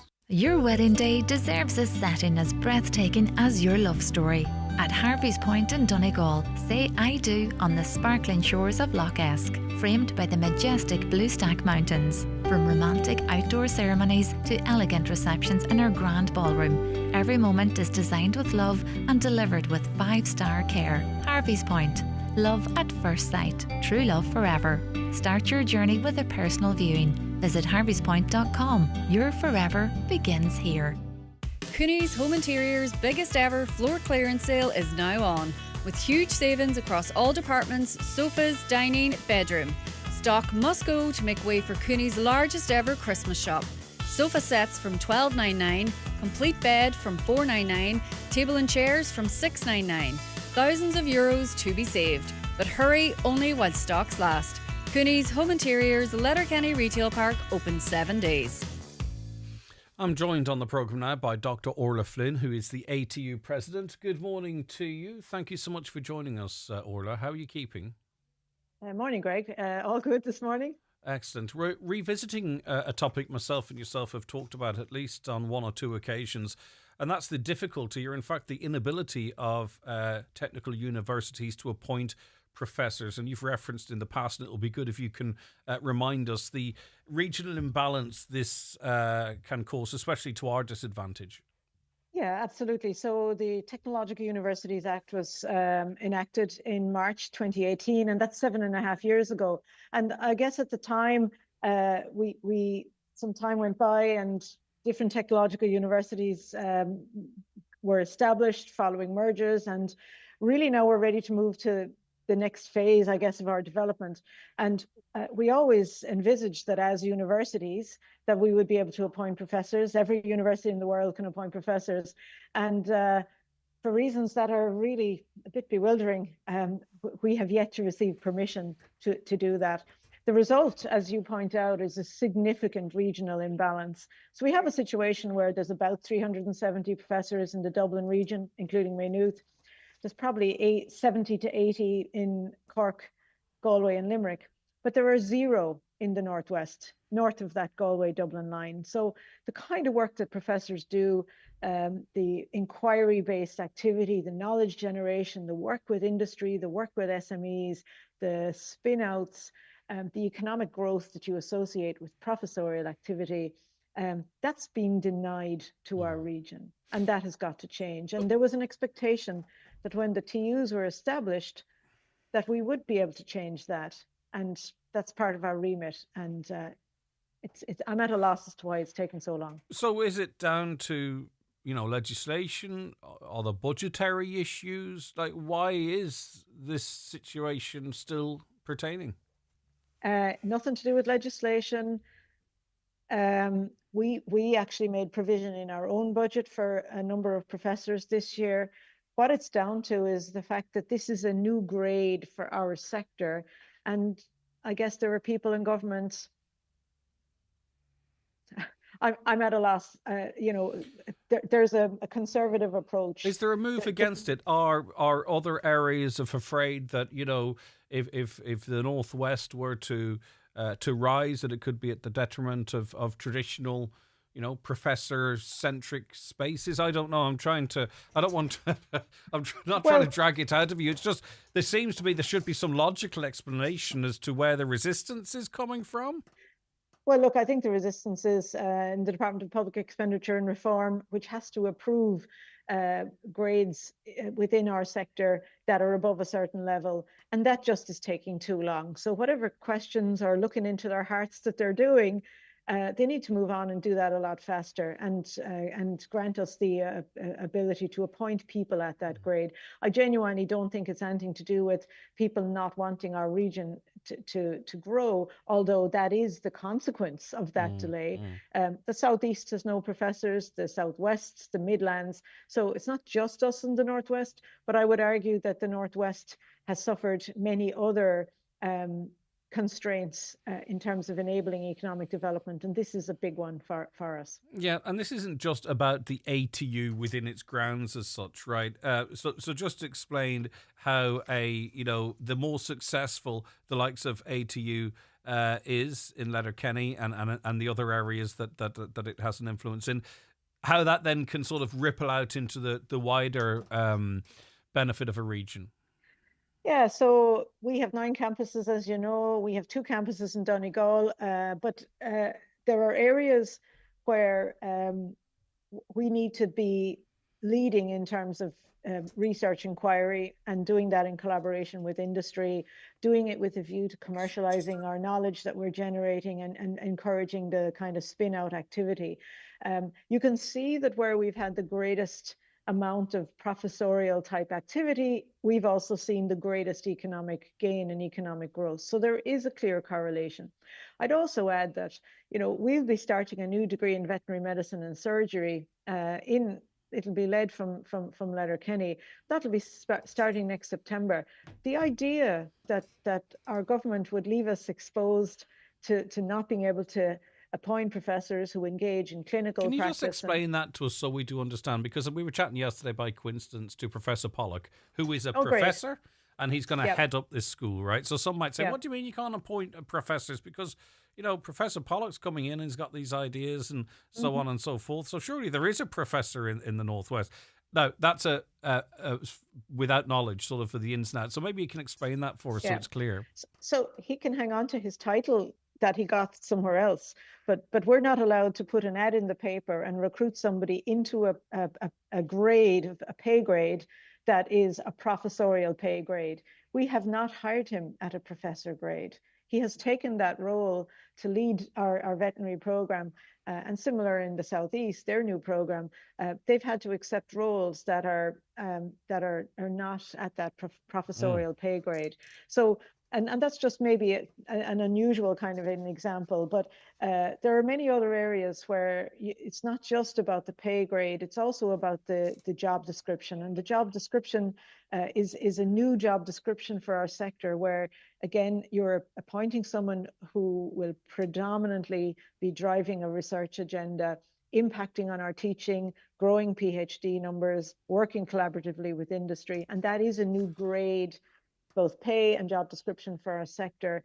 And we've argued for some time now that this is needed to help us move to the next phase, to really start delivering for the regions that we serve. So in terms of the language being used, we've heard Minister Chambers talking about engagement and trying to move this forward. You referenced yourself public expenditure, with the Minister for Public Expenditure and Reform saying both departments are engaging at an official level to progress a proposal. But I mean, you've been exposed to a lot of this language and chess pieces being moved around the board. Is this progress? Does this mean that perhaps something is imminent? I'd like to think so, but I guess your face says you don't think so. Well, look, I guess the fact that we've had to start coming out and talking about this publicly is an indication that we're frustrated at the slow pace of progress. This is not some massive big legislative change. This is simply give us the tools that were promised to us when that legislation was passed in 2018. We've all gotten some momentum. We've seen the new veterinary and pharmacy degrees in our sector now. We have good momentum as ATU, and we just want to keep going with that momentum. And I'd like to think that we'd have an outcome or a decision on that very quickly. And I think, of course, whilst we might talk about, representatives within specific departments, Minister Charlie McConalogue, could have influence in this area. Opposition TDs in Pierce Doherty and Padraig McLaughlin and others also could have influence in this area to get it over the line. Really, absolutely, and it's basically all shoulders to the wheel. I don't think there's anybody that would not want to see ATU be a success, particularly for this region. And I know each of the TUs will speak to its own region, but we're very united on this particular point. We agree that this is one of the big challenges. One of the big things that needs to be unlocked to allow us to progress forward. So, yeah, I'd like to say that in a month's time, I'd be coming back saying we're delighted this is over the line now. Fingers crossed, because it would be good for all of us, actually, even if we aren't directly associated with the ATU, because the impacts would be felt broader across the region. Thank you very much, Dr. Orla Flynn, for your time as always. Look after yourself. Thank you, Greg. Thank you. That is Dr. Orla Flynn, who's ATU president, and you can see where the imbalance is there, the regional imbalance, and I've been speaking to Dr. Flynn about that for a couple of years now, it feels. It's brilliant that a vet school is starting in Letterkenny, says a listener, as vets are badly needed in Donegal. It needs the full financial backing from central government. Well, those wheels are moving and progress seems to be made at quite the pace there. So, and we spoke to Professor Pollock yesterday on the show. If you missed that, by the way, it's on the podcast. You can go onto our website in the playback section. Can you please remind other road users when traffic lights are in place, you're not allowed to go until the light is green? I was coming down the Castlefin Road this morning. I was in the line waiting for the light to go green, and as it went green, I was pulling out. Another car overtook me and almost crashed into me. It's left me feeling shaken that other road users are not following the rules of the road. That is frustrating. It's bad driving, really. Listen, I think particularly if it's a long stretch of roadworks or if you've got sight of the other end of the roadworks, I think some people might go at 5 seconds, 6 seconds. Do they deserve to be put off the road? I'm not quite sure. I think that person had nothing to gain in darting around you there at all. That's bad driving. And I don't think that person would be respecting the traffic lights one way or other. But anyway, there you go. In relation to Maria Steen's handbag, a caller says, is India saying that if you work hard and are successful and make money, you're not fit to be a president? Ridiculous.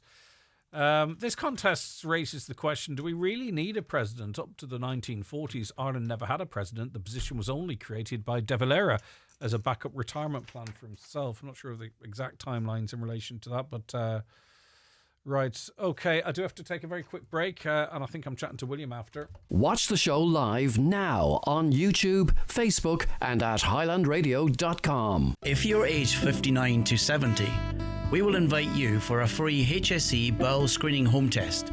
Screening can help find signs of bowel cancer early, before any symptoms show, making it easier to treat. Experience an unforgettable evening of gospel music with Patrick Feeney in concert, joined by the Kilcar Community Singers at the Church of the Holy Family, Ardra, on Sunday 5th of October. All in aid of the Kevin Bell Repatriation Trust in memory of Jenna Shovlin. Tickets just €30 on Ticketmaster or local shops displaying the poster. That's Patrick Feeney in concert, Sunday 5th of October in Ardra. If you know the beauty and skincare product that suits you best, you'll find them at McGee's Chemist Letterkenny. From moisturisers, cleansers and toners to day creams and night creams, McGee's have the top brands you know and love, like Lancôme, Clarins and La Roche-Posay. Also Elizabeth Arden, Vichy, Nukes and many more. All at McGee's Chemist, Main Street, Letterkenny, and online at mcgees.ie, where the best costs less.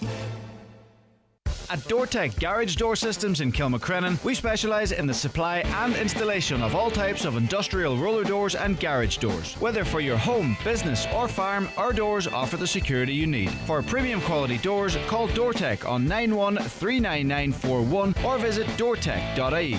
At Blue Poppy Dentistry and Orthodontics, we're proud to offer expert care in crowns and bridge work through our skilled team, Drs. Tang and Wazik. Whether you need to restore strength, structure, or enhance your smile's appearance, Blue Poppy delivers high quality, tailored solutions that put your comfort and confidence first. Call us on 074 9120355 or book online at bluepoppydental.com. Blue Poppy Dentistry and Orthodontics, Letterkenny and Donegal Town, where your smile finds its strength. We've reached the semi-final stage of the Donegal Senior Football Championship, and Highland will have live commentary from both games this weekend. On Saturday at 5, it's Gweedore against St Michael's, and then on Sunday at 4, Naomh Conaill take on the Four Masters. Both games are at O'Donnell Park, and you can follow all the action live here on Highland Radio. Coverage of Donegal Senior Championship action is with Highland Motors in Letterkenny. Experienced, reliable and trusted throughout the Northwest for over 25 years. Highland Motors, where customers' needs always come first. Don't delay when you get your bowel screening invitation. Call us today on 1-800 45 45 55 or visit bowelscreen.ie. From the HSE. Kelly Higgins is going to be joining us after 11. Of course, she was one of the winners of Traitors. Many of you watched that. She's in studio with us. Maybe you've got some questions for Kelly about the show or about other contestants on the show. If you want to get them into us, I'd be more than happy to put them to her if she's okay with that. 08660 25,000. So Kelly Higgins, one of the winners of the first Irish version of Traitors, joining me in studio after 11. Shannon Wilkin will be in with me as well, trying to keep me straight on what's trending on social media, that and so much more besides. I want to go to William though first. Hi William. Hello Greg, how are you? I'm doing good, William. What's your view? Is it on sort of the education rearing of our children? Yeah, I think so, Greg. I was just listening this morning about kids' education and stuff like that, and even about the high suicide rate, in Donegal. And I just think with the schools at the minute, I think it's just everybody is a winner, and they're not teaching their kids how to lose. Mm. If you go to your sports day and that, everybody gets a medal. Yeah. I think in certain up to a certain age, I think 11 or 12, they don't count scores in GEA training, unless I'm mistaken. I believe that's the case as well too.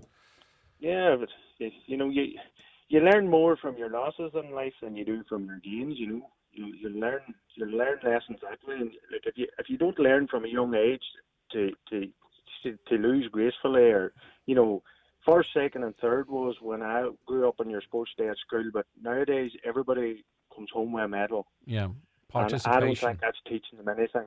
Yeah, I think you can still. I think you're probably right to some extent, William, in that you can still ensure that children don't feel left behind, but at the same time harness a competitive win-lose attitude. You have to educate them and learn them. Say it's all right. You didn't get a medal this time, but try harder the next time, and they have to learn how to lose. Like there's a situation I was there in Capri last week, and I think there were 6 or 8 teams in it, and I think everybody left with a medal. Yeah. And that was under 10s, and then even on Wednesday night there, I was in Conway. There was a final on. My young girls plays for under 16s there, and it was a great match, Greg. It went to extra time. There was just 1 goal in it. Right. And I even seen then the losing side, then they got the runners-up medal, that's common enough to get a runners-up medal, But there was 3 or 4 of the girls, and that I'll not name the team. They took their as soon as the medal went round the neck, they took it off. And that again is watching TV. These people that you're supposed to look up to. I've seen it happening in the Champions League final and even the World Cup final, where they automatically just take it straight off. That's the loser, the runners-up medal. Yeah, the runners-up medal. But does that not show? Does that? Well, I mean, I don't know. Is it sore losers or is it passion? Does that not effectively say that they are competitive like you might want, and they go, do you know what? I don't want a prize for being second. We should have won that game. No, is that not a positive? I think it's huffing, Greg. Okay. I think it's huffing, Greg, to be honest, because I've even seen it. I've watched the Chelsea manager had a very good response to last week to a reporter, where the reporter asked the likes of Raheem Sterling and a few other guys that weren't really doing what they should be doing in the first team, when come to training and that, and he dropped them down to the reserves. And the reporter says, was that not going to be very bad for their mental health and things like that? And he says it'd be very tough on them. And I thought the Chelsea manager explained it very well when he says, my father's 72 years of age, fisherman. That's tough. So, I hear you. And then you had Damien Duff, wasn't it? He jacked it in altogether. He says, I'm busting a gut here trying to get this team to the top of the league back into Europe, and the players just aren't putting in the effort. Why should I? Well, this is it. You learn from what you watch on TV, and as I say, we have to bring them up to learn them how to lose. I mean, there's so many people now. You've got this Jake Paul, you see him there doing the boxing, and you've got Conor McGregor and that, and for me, I just think they're all mouth, and it's just all social media and stuff. And then you have a person like Katie Taylor, who is one of the best Irish sports person of all time, and that's who the people should be looking at. And I think it was an absolute disgrace that we couldn't.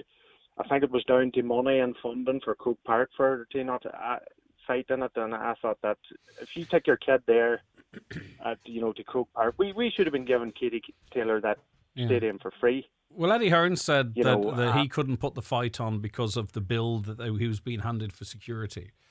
Now, maybe those tides are turning now, because we are starting to see big boxing back in the 3 arenas in Dublin and Belfast. And you know yourself the history of that with the Kinahans, etc., as to why there wasn't big-time boxing in this country. But maybe, down the line now, I think the path is being better laid for a big boxing night in Croke Park. But too late for Taylor. The government perhaps should have said, right, well, we'll help you. We'll put our hands in the pockets because we'll get the money back in revenue.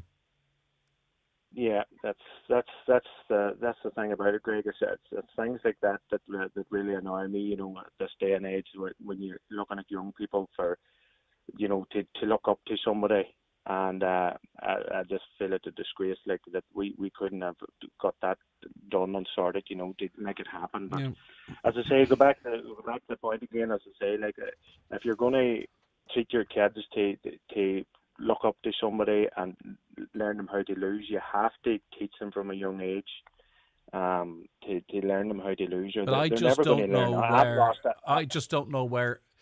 I just don't know at what part of the school life, from preschool to primary school to secondary school, at what point we are preparing children for the realities of life. the cut and thrust. They're having to win, not on the pitch, sometimes to get a promotion, sometimes to get a job, sometimes to actually be able to communicate, sometimes to be able to be told that you're doing wrong, you must improve without falling to pieces. I mean, obviously, a lot of kids can deal with that, but you have to wonder, are we letting our children down in preparing them for life?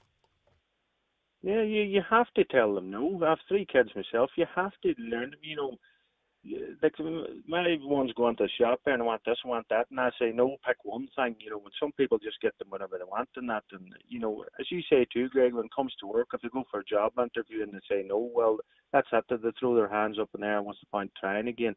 I had a sister there who worked in a hotel in Balmafay, and she done the dishes.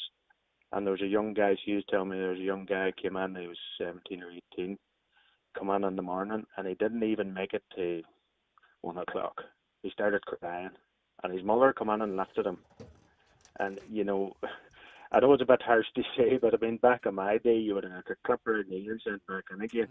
I mean, that's not. There's not somewhere the way in to do between. things today, There's somewhere in between. There's somewhere in between. Okay. I mean, you can't just throw your dummy out of the pram when life gets tough. This is what's happening. They're 2 mollycoddles. You have to bring them up in a way where they're going to be able to handle rejection and communication too. Communication. They'll be able to, I think a time in retail or in hospitality is excellent for young people because it learns them how to. It teaches them how to communicate, how to respond, how to deal with difficult customers, etc. It's no harm. Yeah. Okay, listen, William, interesting points. I really do appreciate all of your time. Thanks so much. If you agree or disagree with William, let me know. 086 60 25,000. Right, the brick card, it's not going to go down well in Northern Ireland, is it? And certainly, I don't think across Britain. It's a national ID card that Keir Starmer is trying to get over the line, and he's kind of quite cleverly trying to tie it to immigration because he knows that's the big issue, and that's how you maybe can get one of these things over the line. We're going to be talking to Nolene Blackwell, who's a human rights lawyer, on that issue, because if Britain gets the sniffles, we get a cold.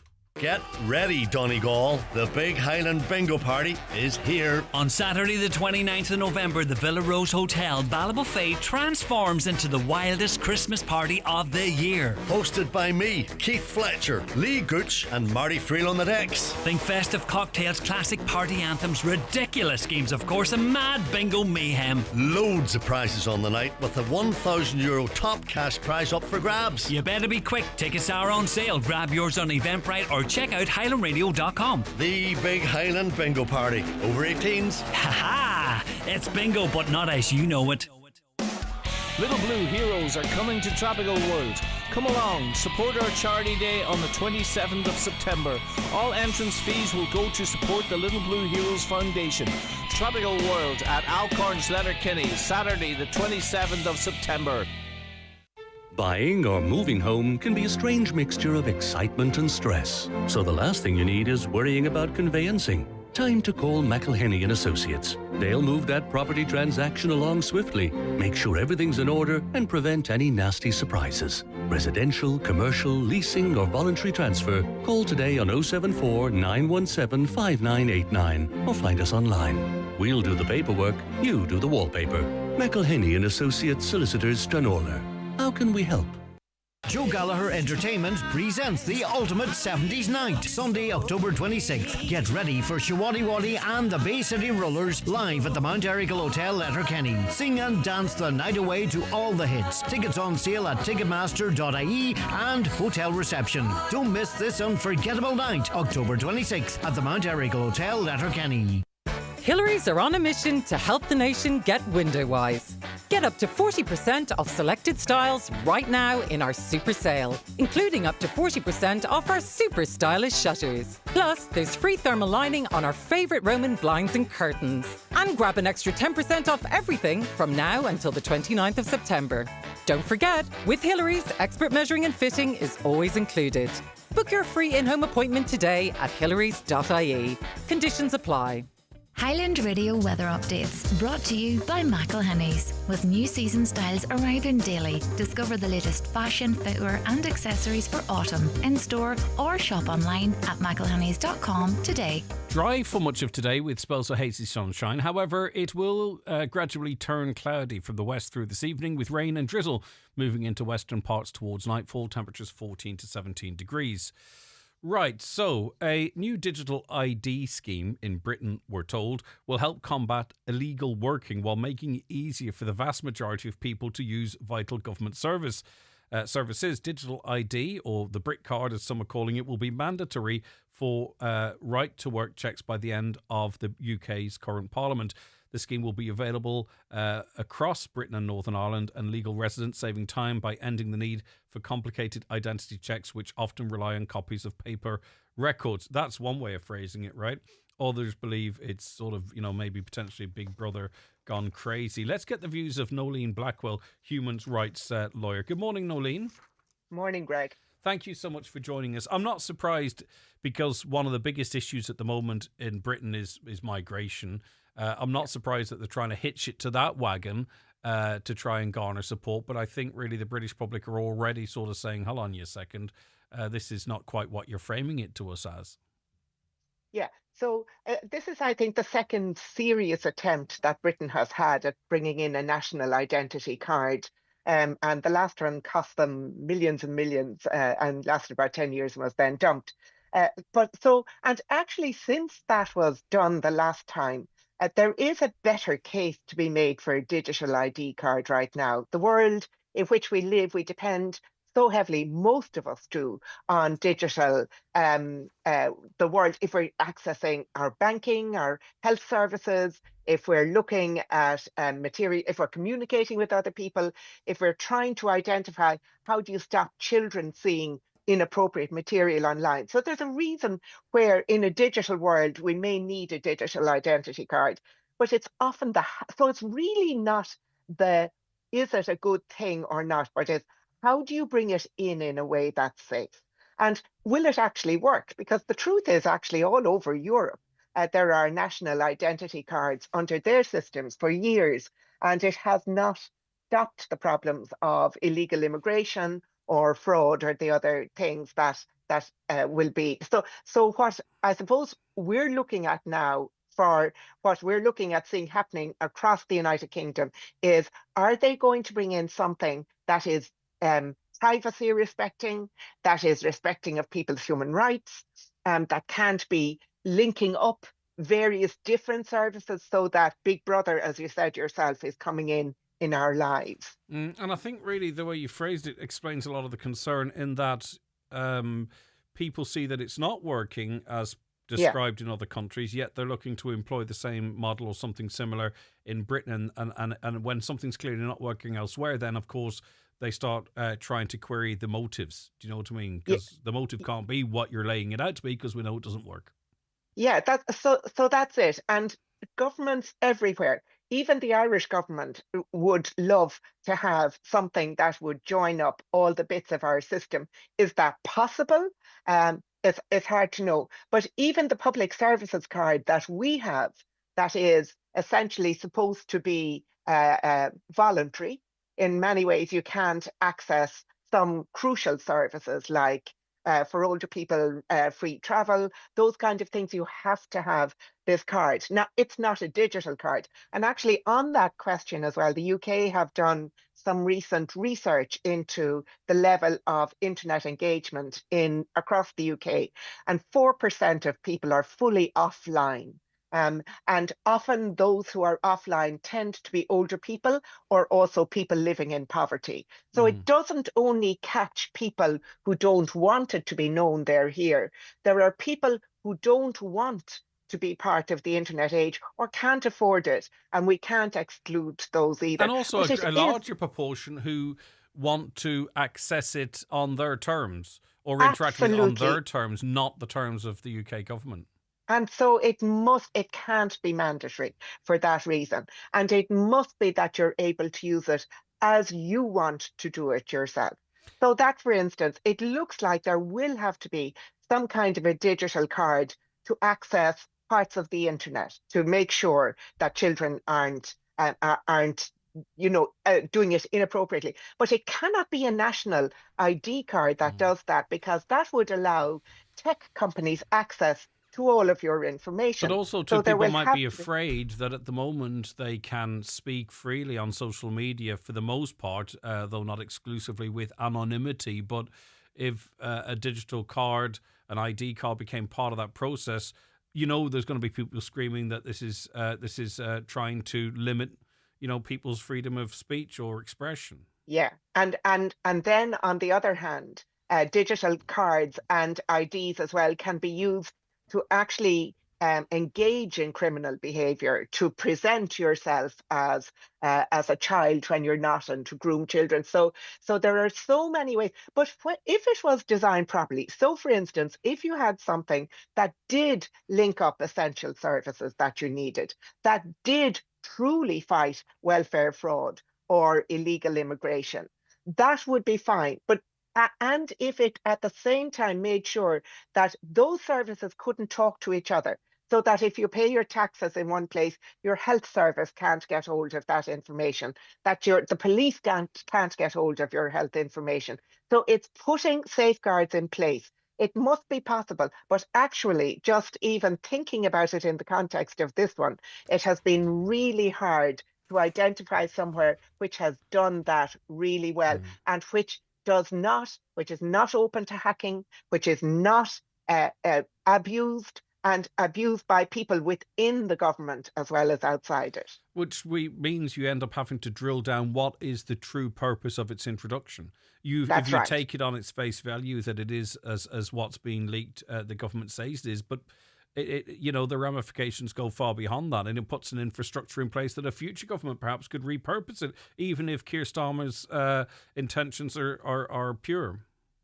But it's hard to see how someone's intentions could be that pure if they say, we are now using it for this, for illegal work, then we'll use it for your housing, then we will use it for your taxes. And suddenly you're going, I want to see the framework within which you're doing all of this. We haven't seen them give an assurance that it will be human rights protecting for people's privacy, but also for people's protection, that it will not be abused, that it can't be linked up, and that it will be voluntary. And until that's the way you would be doing it if your intentions were pure. You would say, in a digital age, people need to be able to access services. But as far as I can see, the best that the British Prime Minister has come up with is saying that it stops people having to find an old utility bill. Actually, that's not that hard. And a lot of us go around with one in our bags, or especially women, just to make sure we have that kind of information available. I would love to be so blooming organised, Noeline. Do you do courses? But I can't find my public services card. Oh yeah, well that's it. You see, these are the things we have to get used to. And the other thing then is it's going to be on your phone, so it is so easily hackable from your phone and trackable. And what are they going to do? And what are they going to do with those of us who lose our phones on a fairly regular basis? Yeah. So starting with something that they've got from polling and from focus groups, that people are concerned about illegal immigration. Of course they are. And then putting something in place that has not been proven to work anywhere else, without an understanding that if you brought this from a point of saying, in a digital world, people actually need to be able to access digital services safely, then we could build a system that would protect people in all their human rights, and would not discriminate, and would not exclude, and would not be abused. But the current way just sounds like the same old trope that they're trying to just they see it as a silver bullet, and it cannot be the way it's being presented. And the public are looking at the one in, one out system. In this day and age, everybody knows that's one of the big moves they had to try and tackle illegal immigration, for an example. That is not working. So how could they trust that another scheme designed to do something similar might work? So they're going to have problems, however long Keir Starmer lasts. In any case, we shall see. But thank you so much for your expertise, Noeline. Always able to prove your address at any moment's notice, which is good. Thank you very much. Take care. A pleasure as ever Bye-bye. talking to you. Okay, Thanks, take Greg. care. Bye-bye. That's Nolene Blackwell, who carries around a ESB bill with her. Just in case, do you? Are you that prepared? I'd love to be that prepared. That's what I was saying to her. I'd love courses and that. Caroline strikes me as someone who has a utility bill in the bag all the time. Do you, Caroline? No? Okay, right. You just, sorry, I'm not typecasting you. I just thought, in the drawer in the house, well, we all have one of them, don't you? Yeah, okay. Right. How organised is someone in your life? Who's the most organised person out there? I think that's great. We're going to have the news for you at 11 after these. If you're going through a difficult time, you're not alone. There are now more mental health support services available for men. These include free counselling sessions, in person or online, as well as confidential phone support, available 7 days a week. Getting support can make a real difference to you and your loved ones. To find out more about the full range of free services available, visit yourmentalhealth.ie/men. From the HSE. Welcome to Cherrymore Kitchens and Bedrooms in Donegal Town. Discover affordable luxury with our bespoke fitted furniture solutions. With almost 30 years of serving Ireland and the Northwest, we're your trusted experts. Visit us Monday to Friday 9 a.m. until 5 p.m. and on Saturdays from 9 a.m. until 3:30 p.m. Book your free consultation today on 074 9725 or visit cherrymore.ie. Cherrymore Kitchens and Bedrooms, where affordability and luxury combine. Hello, I'm David Foley, medical herbalist. Are you suffering with a cold, flu or sinusitis? Then ask for Irish Botanica Echinacea, a traditional herbal remedy. Irish Botanica Echinacea is your natural solution to relieve the symptoms of the common cold, flu and sinusitis. Call Into the Natural Way, Letterkenny Shopping Centre for more information. Continental suckler breeds jump into top ICBF bull list. In this week's Irish Farmers Journal, find out how the Eurostar indexes have changed and what it means for your herd. How to secure €10,000 in beef scheme money. August milk prices slashed. Find out how your co-op compares. Farms targeted in land price intimidation racket. Top tips on how to tackle your tax bill. And don't miss our bumper 10-page farmland special. Only inside this week's Irish Farmers Journal. On sale now. Here, would you look at Eco Enda? He's only after going and getting himself one of the new Skoda EVs. First he went vegan, then he got solar panels, now this. Yeah, sure, he'd buy anything as long as he can get a grand for it. Must be from that county beside Monaghan. The new fully electric Skoda range. The kind of cars that get the neighbours talking. But only if you're quick. Check availability at skoda.ie. Skoda, let's explore. Skoda. Your local Skoda dealer is DMG Motors, Clar Road, Donegal Town. Telephone 074 9721396.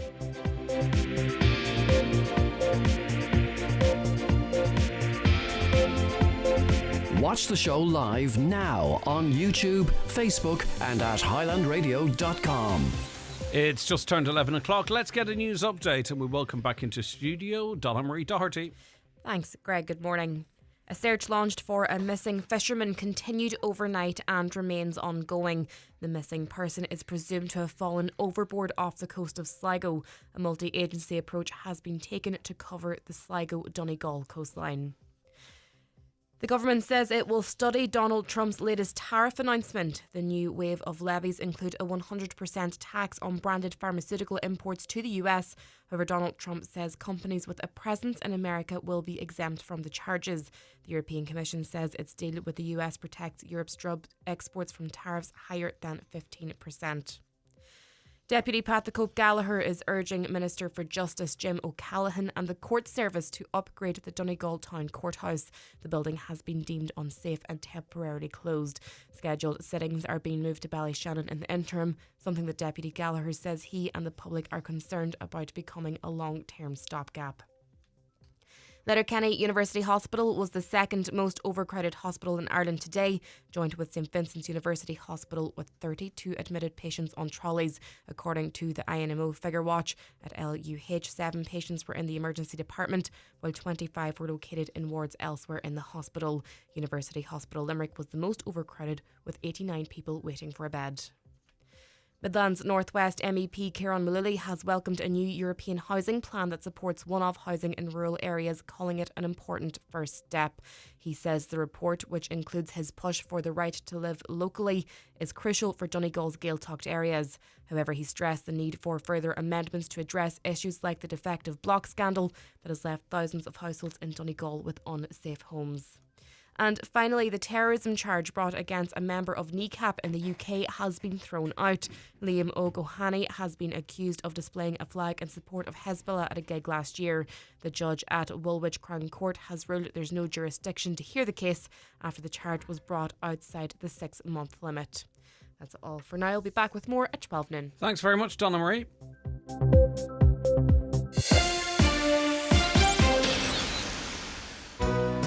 Fancy fish tacos tonight? You'll catch some amazing prices at Aldi, that's for sure.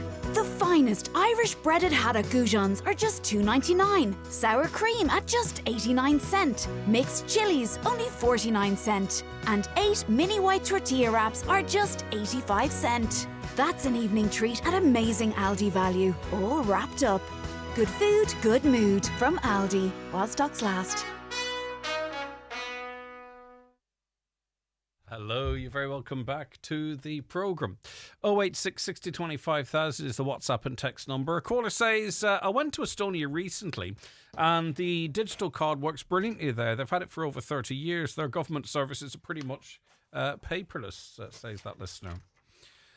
A caller says, because it's literally an attempt to censor and control speech, you'll notice in every one of these programmes, governments are immune from the regulations. And another, someone please tell me who's working these days and being paid cash. I want to work there too. It happens. There is still a black economy. But yep, I take your point. Right, now, David Hall, who is chief executive of the Irish Mortgage Holders Organisation, has been quoted saying that, or at least suggesting that you have to be rich now just to buy a house. The average income of home buyers last year was, wait for this now, by the way, and just consider we have the lowest rate of disposable income here in County Donegal. The average income of home buyers last year, €84,400. Well, fair play to them. But my word, that's well above our average here. Good morning. Good morning, David Hall. How are you keeping? Morning, Greg. You can see why it's a rich person's game now, property ownership. Yeah, I think it becomes sort of a joke in a sense that, you know, as you mentioned, disposable income is at a premium. And this is sort of in a consecutive number of years this has happened now where the medium income required keeps increasing. And we've had this conversation today, and in 12 months' time, Greg, if you have me back on the show again, we'll have the same conversation again. So until such time as there's action, these houses become impossible for people to buy.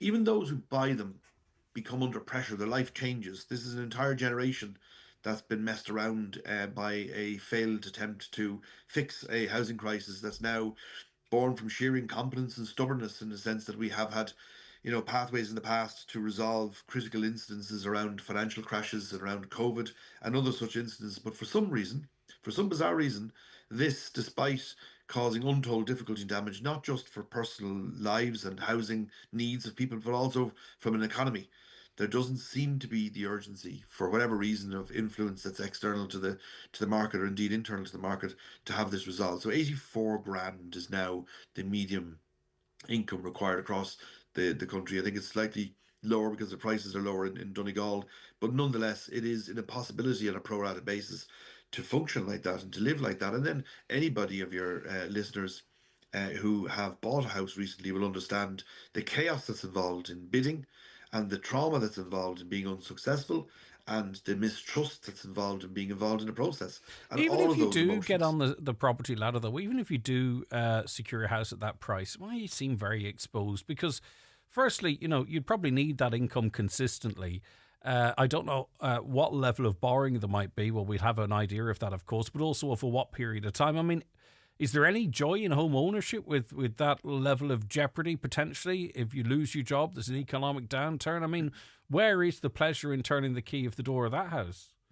No, no, I think also you look at the cost of living and you look at the maintenance involved in property these days, and it is very, very difficult, especially if you're buying a second-hand home, that there is, the cost involved in maintaining property, fixing, renovating, refurbishment, some of which will be available to borrow, say, from a credit union, others won't, will need cash flow to do that, and there's a risk. And look at the uncertain political times we live in now. Like, if ever there was a time to get our act together in relation to housing, given everything that's going on in the world and has been going on in the world. It is just remarkable that this is not the time we should have gotten a kick in the arse to get on with actually solving this problem and making real strides to do so. Because all that's going to happen is this is going to worsen. This is going to become far more acute. And we've got people in grave difficulty from a social housing perspective, looking to be able to live, looking to be able to house their children, and basic needs, not just those looking to buy homes. And indeed, councils and approved housing bodies like our own with iCare Housing have to pay higher prices now to purchase these properties. But what is the solution? It's so blooming complex, isn't it? I mean, we're seeing inflation in wages in the building industry themselves. We see massive projections for population growth in this country. Even our targets at the moment are an embarrassment if those population proposals, or not proposals, predictions were to come to pass. Here in Donegal, we haven't had, there's been a hosepipe ban in Milford, a big area for God knows how long. There's problems with sewers. Other parts of the county, for example, and we're a relatively rural county, really by rights, could you connect another house to a water supply or sewage supply that's already at absolute capacity? Throw into that tens of thousands of homes falling down because of defective concrete. And I'm only talking about the housing crisis here in Donegal. This is going to be a decades, multi-government, year-long thing to even try and keep pace, let alone catch up or get ahead. Yeah, but the question, Greg, is have we started? And these things take time. It is complex. No one's disputing it's complex. There's no magic wand here. But there's a lack of ambition. There's a lack of radical thinking. There's a lack of joining dots. How is it that David Hall in Dublin can object to a property being built in Donegal? That is still an absolutely obscene situation. How is it that in the 60s and 70s we built tens of thousands of houses and social homes, and we needed no vulture to come along and lend us money? How is it we had the money then when we're now richer, wealthier, more prosperous, with more full employment? How is it miraculously? Has too much power been ceded to developers, to contractors, to vulture funds, to overseas investors?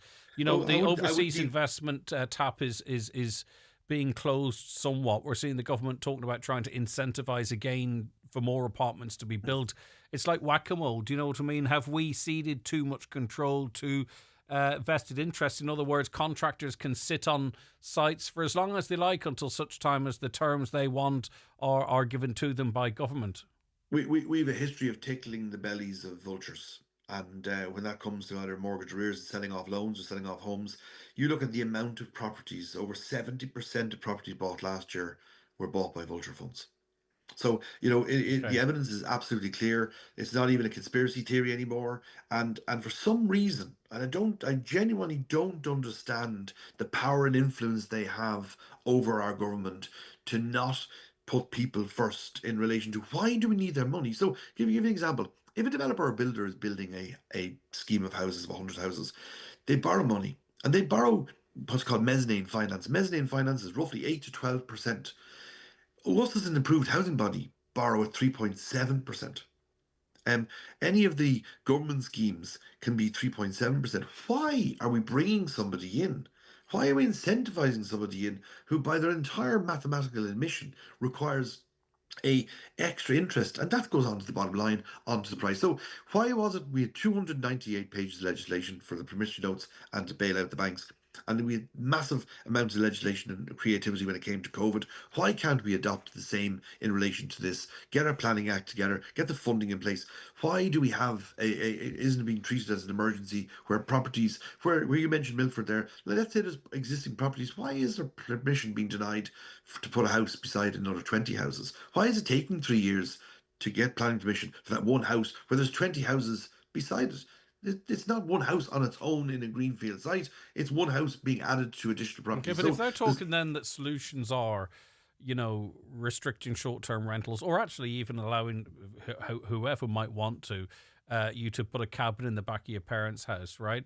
Does that then smack to you of desperation that they're not going to fix the big things and trying to come up with little things that might make it look like something is being done? A lot of this stuff is waffle and making things sound good and making them sound as if they're important and in charge. The central bank only this week downplayed the numbers of properties they believe are going to be built this year. So we were sold a pup at the election. We were told it was going to be 40,000. We were told in a year it was nearing 40,000. The statistics and numbers actually factually showed it nearer to 30,000. We're now being told that 37,000 was the new goal, having been told in the election was 40,000, and the central bank has turned around and said that's waffle. You've got no chance of delivering it at 35,000, and I would respectfully suggest the final figure for the year will fall short of 35,000. So we're nowhere near keeping at pace. The central bank, by the way, recommend 50,000 is required to stay at pace. They recommend 75,000 at an accelerated basis, and here we are them saying it's going to be 35,000. We are a million miles away. So do you genuinely believe that with the right will and the right plan that this doesn't need to be like this? In other words, with what we have in this country in terms of resources and what have you, that we could, if we wanted to, if the right plan was put in place, deliver, upwards of 75,000 per year. Like, are you saying this is solely down to government inability or what have you?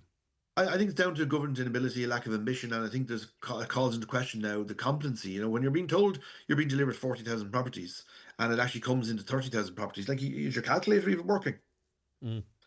So this is the same calculator required to calculate all of the other nuances involved in housing. And it is, I'm not simplifying it, it is a very complicated, as I say, in my role as CEO of iCare Housing, we've bought 720 properties. We've built a number of houses. I know exactly what's involved in this, but it is not something new. We're not looking to land on the moon.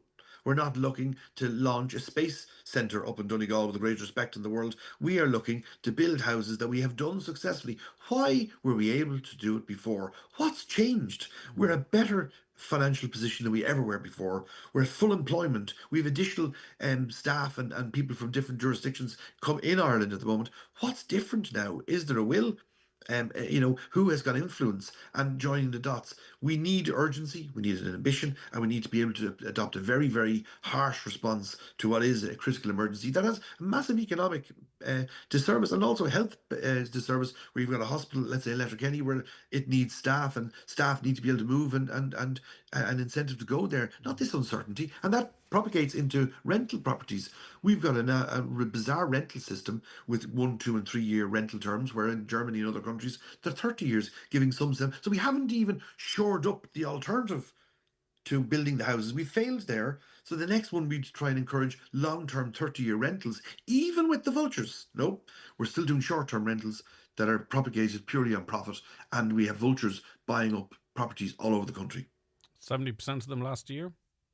It's absolutely bizarre to see that.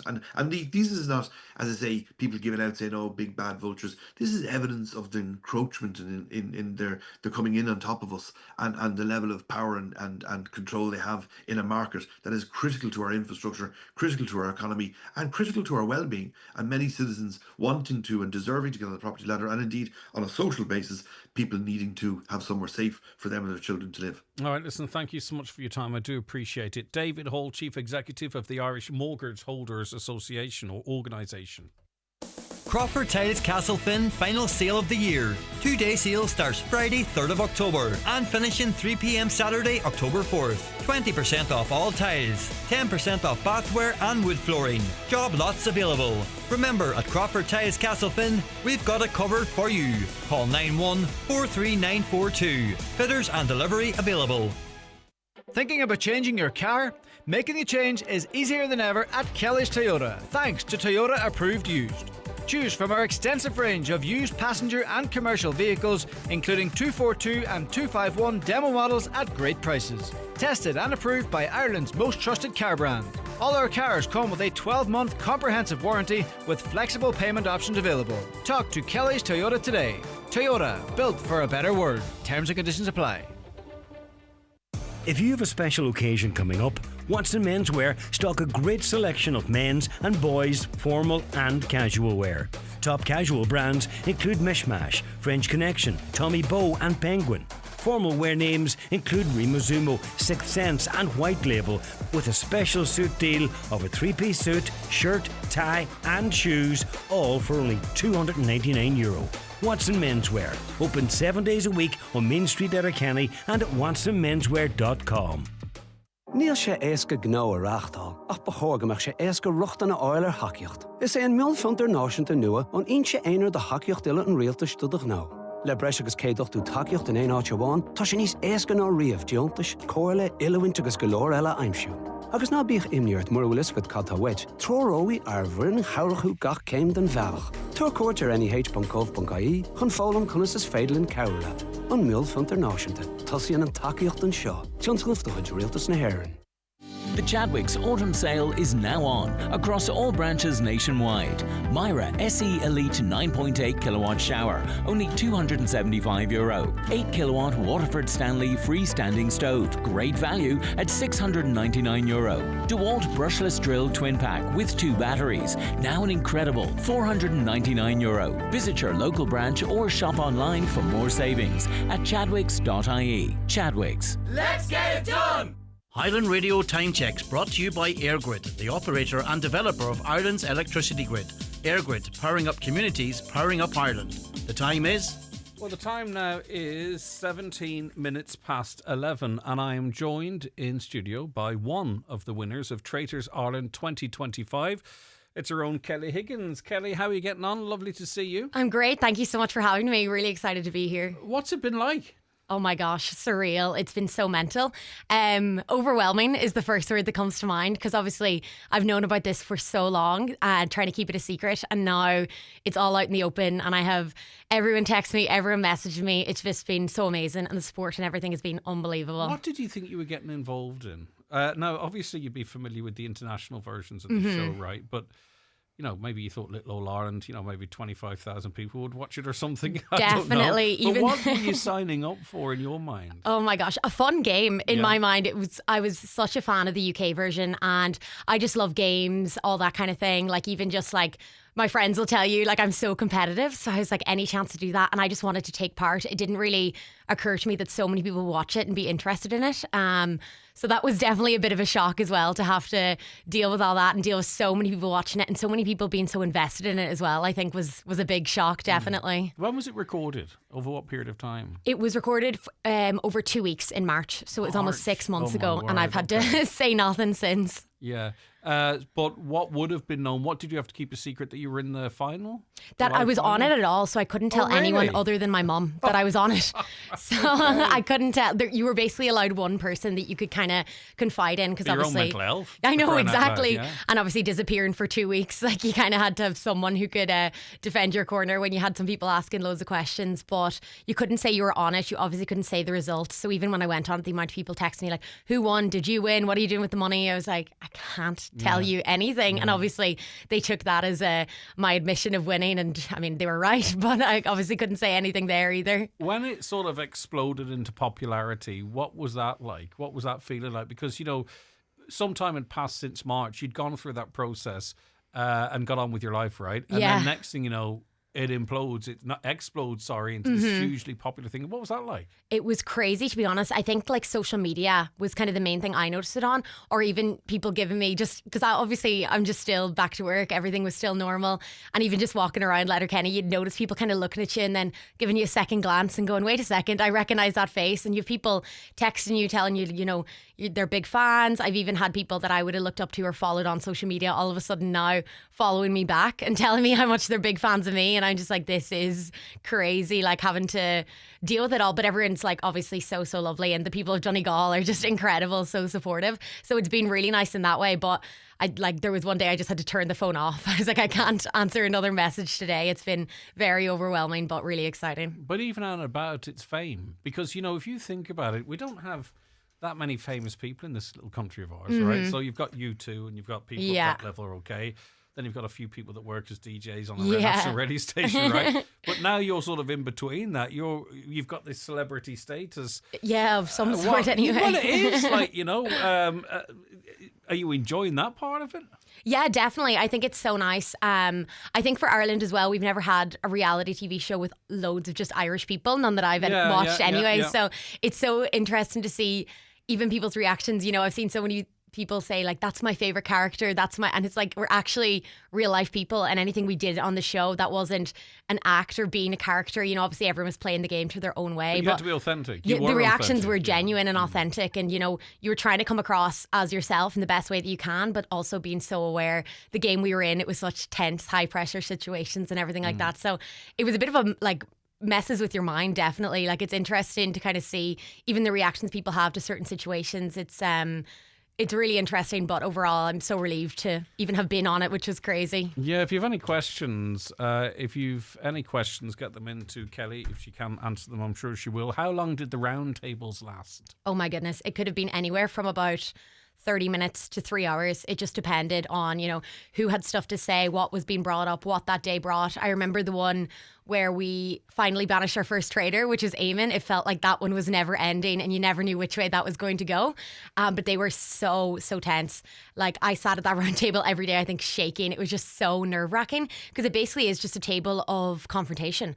And that's my worst nightmare. Like, I was like, can I actually be exempt from these some days? Because I wouldn't mind. I barely got brought up at them as well. So I was like, I really don't need to be here if you're not going to banish me. Like, I'll step out for this one. So the ones that lasted longer were definitely harder because you're just sitting there. It's intense. Oh my goodness. Yeah. It's, undescribable.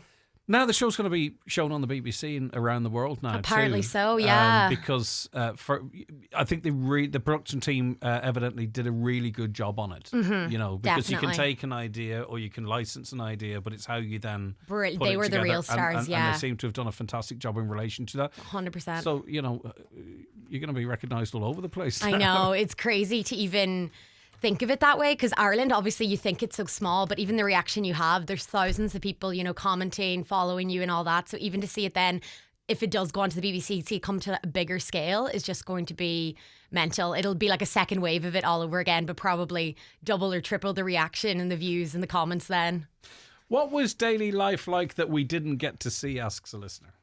To be honest, really fun. I had a blast in there. My whole thing though was I made so many friends in there that it was nearly like a 2-week holiday at some points, because when you weren't discussing, you know, who you thought was a traitor, who was, you know, acting shady, you were just chatting and getting to know people. We drank a lot of tea, ate a lot of biscuits, just sat around. It was the Irish version. I know, yeah. I think they had unlimited tea bags. Yeah. So that part of it was actually fun, but obviously that's the part you don't see behind the scenes because no one wants to see like a few girls gossiping about their outside life and things like that. But that part of it, I thought anyway, was really fun and just really interesting to get to know people beyond the game as well. And just the friends I made then were incredible. Some people want to know if you and Amy in particular are still in touch. Oh my gosh, yes. We were at the finale on Tuesday and we had a sleepover the night before, the night of. She is my favourite person that I've ever met in my entire life. I'm so grateful to have her and I couldn't have got through it without her. Are you always fully conscious that you're on a TV show? At the start, I definitely was, I think, because the cameras are there. There's cameramen pointing cameras at you. So I was so cautious, you know, if you do say the wrong thing, that's going to be shown to the nation, or that, you know, the edit can be shown in a specific way and you don't have any control over that. But the longer we were in it, I think the more you got used to it and the less and less people kind of whittled down to you, just kind of adapted to that environment, which I never thought I'd say when there's cameras in your face. But indeed. Was it hard watching back Joanna's banishment? The abuse you got online was too much. Well, actually, address the first bit first. Was it hard watching back Joanna's banishment? Definitely. Like, my whole thing was I never wanted to see anyone upset. And the worst part about that for me was the comment I made towards Joanna was not meant in a malicious way. Like, the whole Mean Girl narrative, I think, completely got ran away with. And obviously Joanna's feelings are so valid and I would never, ever have intended to upset her. Me and Joanna are still such good friends and that's just obviously what you don't see from behind the scenes.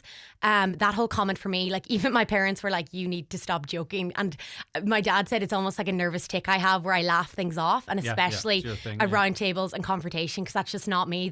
That was me trying to be like, I know you're a traitor, I know you killed my best friend, but still trying to make light of it and not come across as mean. But obviously I think the edit showed that in the opposite way, unfortunately. Yeah, I think we did see I'm almost tired talking about social media at this point, I right? know. Because Like, what concerns me is fully grown adults don't realise they're sitting watching a game show. Oh my goodness, it's crazy. And I don't know if I think they're just beyond help, and you have to ignore it. What if someone gets nasty or personal because they're watching a reality TV show or any game show? And do you know what? Actually, I've seen it on people watching Tipping Point. Right? So I don't know what it was, but for some reason I did the hashtag Tipping Point when it was one afternoon, and the level of abuse, oh my goodness, and nasty stuff. Yeah. So that's Tipping Point. Right? Yeah. So you're on Traitors. I mean, a whole other level. Do we even talk about it? What do you want to say about it? We're not going to change people. No. I think we have to let them just shout in their own little echo chamber. Of course, yeah. I just want people to know that it was a game as much as we were real people. Like, there's an edit and so many things you don't see from behind the scenes. And in a world as well where I think we preach so much about mental health and being kind and spreading kindness, one wrong comment got me oh my goodness, I can't even explain how nasty and vile the comments I was getting. My friends, my family were getting abuse online over a comment that just got taken the wrong way. Like, it was really, really hard to deal with. But in saying that, as soon as I addressed it, I can't describe the support and the people of Donegal who just rallied around it. But it was also, incredible. too, you have to be incredibly conscious, and I'm sure you are, that we're talking about a fraction. Oh my gosh, tiny, 99.9% were nothing but kind. Exactly. But yeah. Did you want to be a faithful or a traitor? See, I had seen the game before, so I was very cautious that I thought, if you wanted to make it far, you would have to be a traitor, because that's obviously the name of the show is The Traitors. They're kind of the main people on it. But I remember we didn't have to we got to say to Siobhan McSweeney after we had met everyone, what do you want to be? And I remember after meeting everyone, I was just like, oh, I couldn't do it. Like, it was just so hard to even try be myself in that situation and, come across and meet everyone, and everyone was so nice that I was like, the thought of betraying people or these people turning on me, I was like, the stress would just be too much. So I stuck to the faithful, and obviously it went well. Yeah, lots of people saying Siobhan was an excellent presenter. What was it like being around her? Oh my goodness, I was in awe. I was such a fan of Dairy Girls anyway. So when I heard she was a presenter, I was like, I'm not going to be able to keep my cool, but she was so professional, and it was incredible just to be able to work alongside her and see how she operates and how she was able to keep her cool. I thought she was phenomenal. I couldn't have asked for anyone better. Was being a dark horse your strategy, asks a listener? Definitely, yeah. I went in there actually on the first day and they were like, what is your strategy? Do you have a game plan? And I was like, Was this the production team? Or production, others? yeah. Because they kind of say to you, they're like, asking you questions for your interviews and things like that. And I sort of said, I'm going to try as best as I can to be myself, but I was the youngest player on the show and I knew that would kind of come to my advantage. I wanted to fly under the radar. I had seen the show before. I knew if you go in there all guns blazing, loudest in the room, like Dave, for example, you're going to be gone first. So I was very cautious that as much as I am quite a loud and chatty person, that wouldn't work in there. I would like to say that I was trying to catch the traitors, but it's a lot harder than it looks. So I would love to say that, getting it wrong was a game plan, but it was a genuine just mishap so many times. Caller says, is there anything that didn't make it to air that you wish had?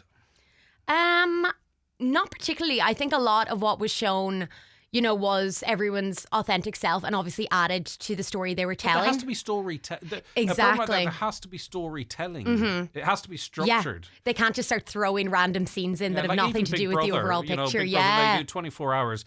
They will get a storyline and they have to track that or follow it. It's dramatic entertainment, albeit reality. Yeah. I think there was a lot of conversations where I just had with people that I thought were nice and funny that I was like, oh, that would have been good to show, or even friendships, but it's it wasn't a friendship show, so there was no point in them showing that. A caller says, when I was watching the show, I constantly got distracted by the grounds and the artwork in Slane Castle. Was it as beautiful as it appeared on TV? What's your opinions of it as a setting? Oh my goodness, it was incredible, because obviously we didn't know where we were going. So that first day we got brought in the car, we were blindfolded, we had ear defenders, we didn't know where we could be going. They put us in the car and it was just a guess. And even when we took the blindfolds off, I was like, where are we? I had never been there. I'd never seen it before. So walking in, I was actually just dumbfounded. It was incredible, so grand. The whole thing is so cool. I actually don't think we could have asked for a better setting for it. It was really, really cool. 5,500 people almost immediately applied for season 2. Crazy. Would you recommend people to? Definitely. I actually have had so many messages of people saying, what do you recommend? How do you do it? But I think my main advice would just be to be yourself and to give it a go and apply. Do I think the worst thing that people could do now is try and become caricatures of the cast. Definitely. You know what I mean? Because the production company will not be looking for that. Exactly. They don't want their next, potty. They don't Yeah. want their next Yeah. Eamon. They want people to just authentically be themselves. And I think it's going to be very easy for them to spot who's not authentically being Yeah, themselves for as sure. well. So, but I would definitely recommend applying. Yeah, okay. And winning, what was that like? Surreal, to be honest. Those last few days were so tough, and it just seemed like we were getting nowhere. We just couldn't seem to find, who the traders were. And that last day when there was the 5 of us left, obviously I was so aware that I was in the middle of, 2 faithfuls and 2 traders, and it was just what way to go. But that round table when we got Nick and it was revealed he was a trader, it didn't show it, but me and Owen were bouncing around that room for probably around 20 minutes before Siobhan was like, Because you girls. had the pivotal vote. in Yeah, that, I didn't you? know. The swing vote, everyone was calling me. So yeah, I felt the pressure in that sense. And obviously the whole game, and I was so aware that any other vote you'd made, it was obviously you didn't want to upset anyone or get it wrong. But if I got the vote wrong this time, I was throwing away the money, throwing away the prize, giving it to the traders after everything we had been through. So yeah, high pressure situation, definitely. I think there's about 250,000 people using calculators trying to just divide 42,900 by 3. Yeah. How much did she get? But that's all gone now, isn't it? All bolish out, and you've committed away. Yeah. Well, 14,300 was the final total we got each, which is just crazy. So yeah, waiting for that one to hit the bank account. I'm sure the bank will be giving me a call going, I think you've been hacked. I think there's some sort of fraud going on there. But what do you want to do now, right? Because it's a funny thing, because if you've any notions of stuff, the window's kind of small. Do you know what I mean? 100%. No, I think with this being carried to the BBC, it widens the window a little bit, right? But I mean, obviously, you're a great speaker and incredibly confident, and what have you. And then maybe the day-to-day life might feel a little bit like, is there anything that you want to be doing? Any personal appearances, or maybe trying a bit of radio? Or Yeah, to be honest, what's the? I know it's hard to know because I didn't go on the show expecting anything of it. I didn't have any crazy other. not to be capitalising on it in Oh, one form or other, 100%. wouldn't Yeah. I actually, the funny thing was, I loved the behind the scenes of the production and the TV and everything that went on. And I really admired the people, because all you see is the cast, but it's the people behind the scenes that Yeah. make the TV show work, like the producers, the chaperones, everyone that helped us. And I actually loved that aspect of it. As much as being in front of the camera was so fun, I actually loved seeing the behind the scenes. So I think for me, it's actually going to be getting into TV production and working behind the scenes, maybe rather in front of it. But Not- you need a couple of adverts in the meantime. For yeah, crying out yeah. loud. Need to capitalise a little bit. Come And I on, actually lads. do love the radio side of things as well. I think Okay. if they can hear me and not see me, I'm happy enough. And what was it like then, the relief of it all being out there then? Do you know what I mean? Because, I know you had the counsel of your mum, but at the same time, it's like keeping a really big secret. Especially Yeah. one that's kind of really positive for you, right? Definitely. It almost felt like I was lying, Yeah. but there was nothing to lie about because no one had any suspicions. But it was funny because the day I had to reveal that I was on it, I was at Electric Picnic the Sunday that it showed. All right, okay. So I was getting all these messages from people being like, I could swear I just saw you on TV. And I was like, look, I'm in the middle of Kings of Leon here. I can't really get back to you. But yeah, it's crazy. And it's so nice to just have it out in the open now and have everyone see it. And obviously the support has just been so nice. And the people we've been able to meet and speak to and everything like that has just been incredible. So yeah, a sense of relief, definitely. And Well, I'm just listen, happy with how it all went out. Congratulations, because when I heard there was a Donegal person in it, I thought there's not a chance. We're always forgotten up here. There's Yeah, not a yeah. chance. So it was brilliant to hear that you won it. Thank you so much. And I hope more great stuff comes of it. Thank for you. That's very kind. And we really appreciate you calling in, and thank you so much. No problem. And I just, if I can, Yeah. a shout out to my nanny, Elizabeth. It's her 80th birthday today. So I just want to give her a special shout out. Happy birthday, Nanny. And hello to everyone who will probably be in her house listening to this right now. Brilliant. But thank you so much for having me on, Greg. It was a pleasure. Your nanny's surname is Duffy. Duffy, okay. And where is Elizabeth she from? Duffy. She's from Letterkenny, the Okay. town. Elizabeth Duffy, happy 80th birthday. The 50 quid Kelly has left, she'll come around with that. Yeah. I'll get you something nice. All right, listen, Kelly, well done. Thank you Thank so you very so much. much. That was indeed. lovely. Back with more after these. Milford Tiles, Milford Retail Park. Tiles, bathware and wood flooring. The best quality and value in the Northwest. Fully stocked and ready to go. Fitters and delivery available. 10% off for Mica affected customers. Don't forget to ask about our 5-day bathroom fit out. Call Milford Tiles on 083 091 0707. Bakery favourites for less dough. Now that's something to value. At Lidl, we freshly prepare everything in our bakery every day using the best ingredients for perfectly baked breads and treats at a tasty price. The proof? 3 selected pastries for just €3 with Lidl Plus. Lidl, more to value. I was in pain for over a year. Once I went to see my GP, he referred me to Kingsbridge. My experience at Kingsbridge was fantastic. Everybody was very friendly. They couldn't do enough for you. Public patients in the Republic of Ireland can get rapid access to cross-border surgeries at Kingsbridge private hospitals in Belfast and Derry, with medical costs reimbursed by the HSE. Find out more at kingsbridgeprivatehospital.com/cross-border. Kingsbridge, your fast track to 5-star care. Terms and conditions apply.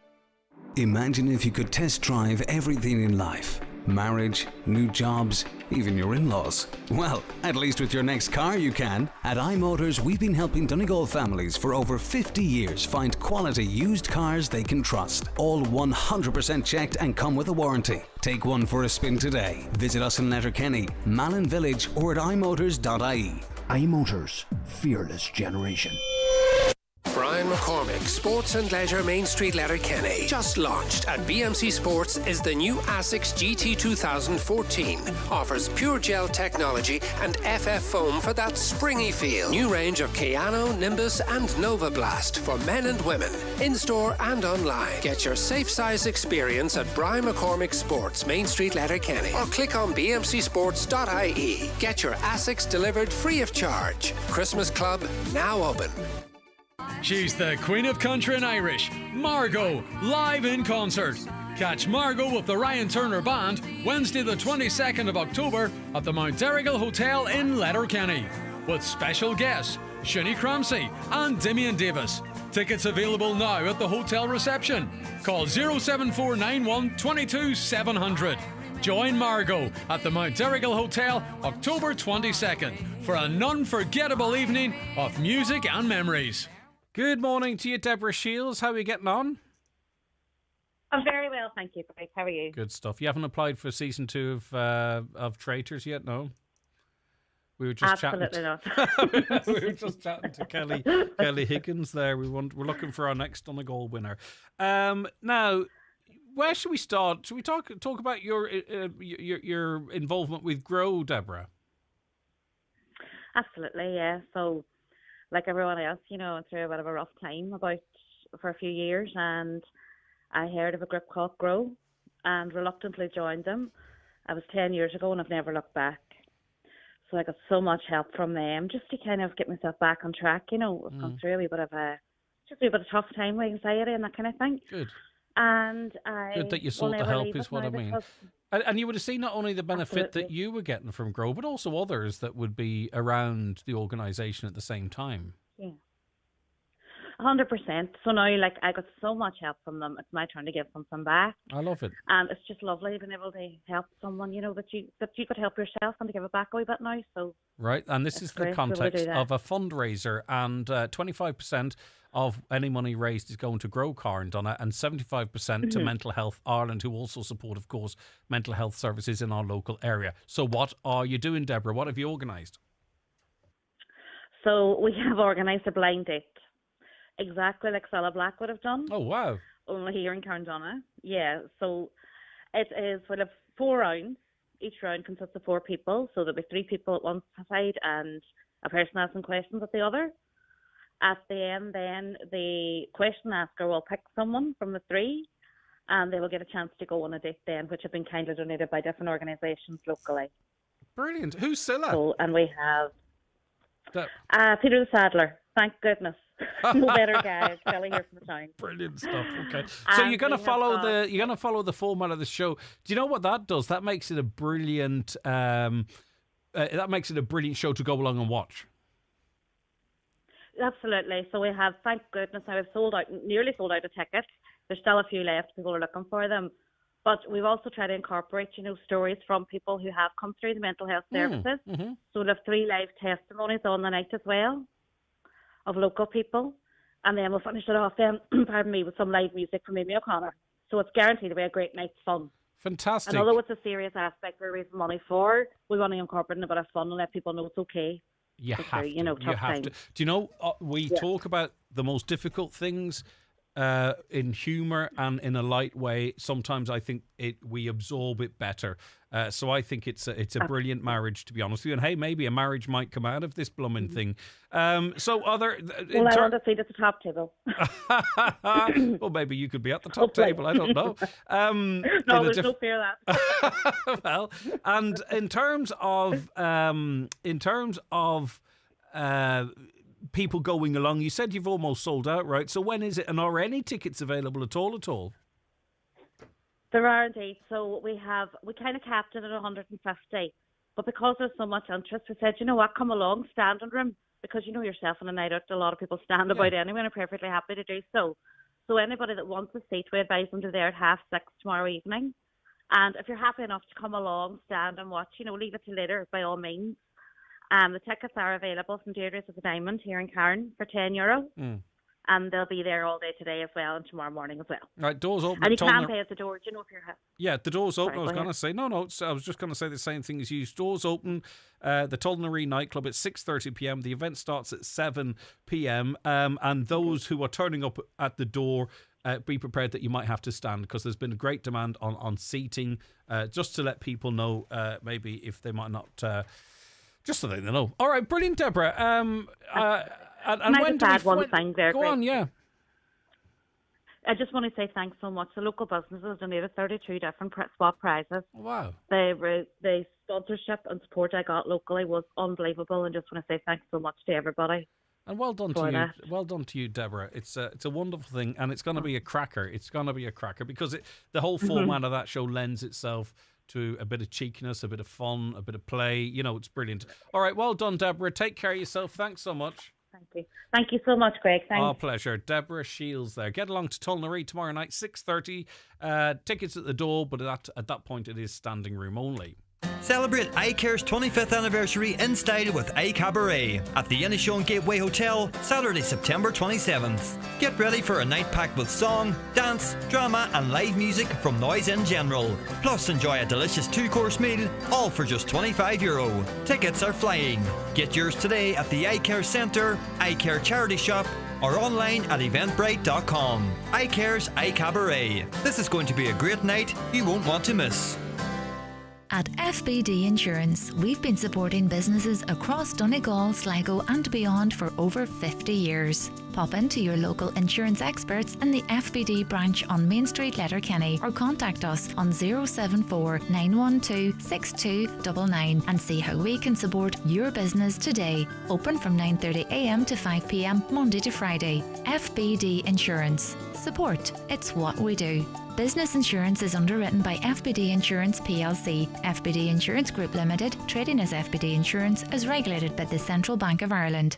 The sofa and mattress sale ends this Sunday at Easy Living Furniture. If you're searching for a stylish new sofa or a more restful night's sleep, look no further. We have a wide selection of sofas and mattresses with huge reductions across both ranges. Speak to our furniture experts in store today to find the pieces of your dreams at unbeatable prices. The sofa sale ends this Sunday at Easy Living Furniture, Crescent Lake Retail Park, Derry, Londonderry. It's Cabaret 25 at Harvey's Point. We start again on Wednesday, September the 3rd, and every Wednesday until November the 5th. An amazing lineup of stars, gourmet food, the warmest of welcomes, and all in the beautiful surrounds of Harvey's Point on Lough Esk, Donegal Town. Book today 074 972 2208 or harveyspoint.com. The Harvey's Point Cabaret, a night not to be missed.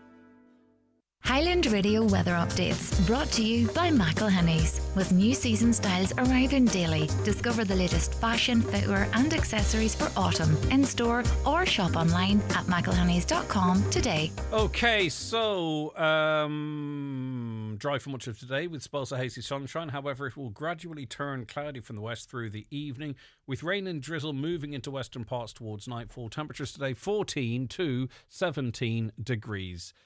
Our producer Shannon Wilkin is in studio with me now. She's going to try and keep us all up to date with what's happening across social media. The nice stuff, mostly, anyway. Shannon, good morning to you. Hello, what's the crack? I'm getting on all right. What's the story? So the first one is actually... No. I mean, what's the story with you? What's the crack? What's the crack? I'm good, excited for the weekend. How did you enjoy going down to the ATU for World Compliments Day? I actually really enjoyed it. It was nice to get, some interaction with the public, and it was all a bit of crack, and it's lighthearted. Yeah. Nice Did anyone pay you any compliments throughout the day outside of asking them to? Like me personally or Donna Marie? Any of you? Not really. Okay. I wasn't in that kind of mood. All right. No. Well, maybe we could get a belated compliment for you. Right. Let's talk what's trending, what's happening on social media. Keeps me up to date, keep me young, keep me relevant. So the first one I have here is a new TikTok song, Askealaga, and it's basically a skit if an Irish language rap group did ordinary level Irish. So I've got the visual there for anyone who wants to watch online, and we're going to give it a wee play now as well. And you're completely satisfied there's no bad language in it? If there's no bad language, blame Joe Dex. Put the wrong one. All right, Joe.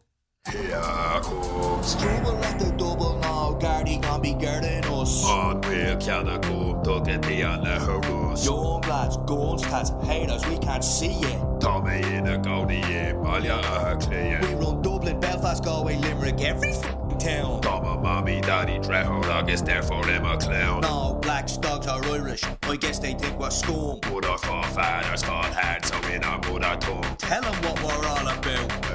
Neil is a gum. What? What you mean? I don't know, like, Neil is a gum. What do you know? Neil is a gum. Neil is a gum. How'd you say we're here to f***ing stay? Neil is a gum. How'd you say we'll make the English pay? Neil is a gum. What does it mean when I say Anna be made? Neil is a gum. 4, 3, 2, 1. Oscar, get Neil is a gum. Yeah, boy. How the f*** do kneecap do this? I don't know. Neil is a good, I suppose. Yeah. What does a good mean, though? Jesus. All right, as Gail Gore, what are you giving it out of 10? Sure. I think it really gets the body going, and then Nila Sugum, I don't There's know. a little bit of hip twerking in it. I could have done without, but other than that, yeah, it's all right. Okay. And then Anil Cadagum, Dolgaji and Lahiris, and there's a nice wee reference there as well to Kathleen Maud is Anvi May leaving cert Irish poetry. Okay. So yeah, they did a great job. But you know what? In a way, it's younger eyes that are mostly on it, and it gets the language out there again and pokes a bit of fun at it too. Yeah, exactly. And sort of saying, how did kneecap do this? Kim Kardashian, she's still relevant, massive influencer in social media and what have you. Was she part of the Jimmy Kimmel return? You know what? I think that actually got that confused. Jimmy Fallon. I meant to write that. So I get the Jimmy's Jimmy confused. Fallon, did I? Sorry, Jimmy Fallon return. Yes. So they did a wee no, video together. No, you're or wrong. Am I wrong? You're right, I'm wrong.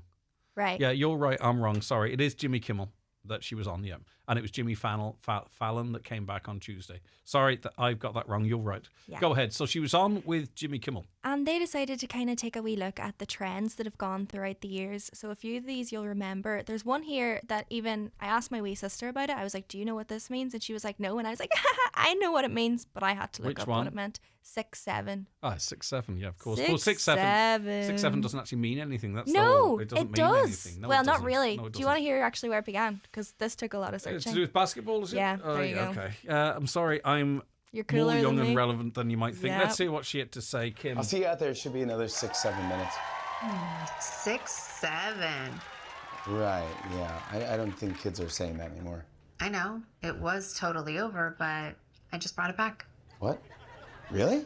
Yeah, that's kind of one of my superpowers. I'm Kim Kardashian, and I can just bring anything back anytime I want. Seriously? No cap. That's back.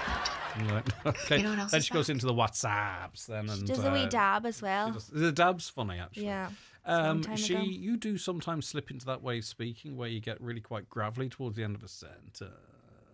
What's going on there?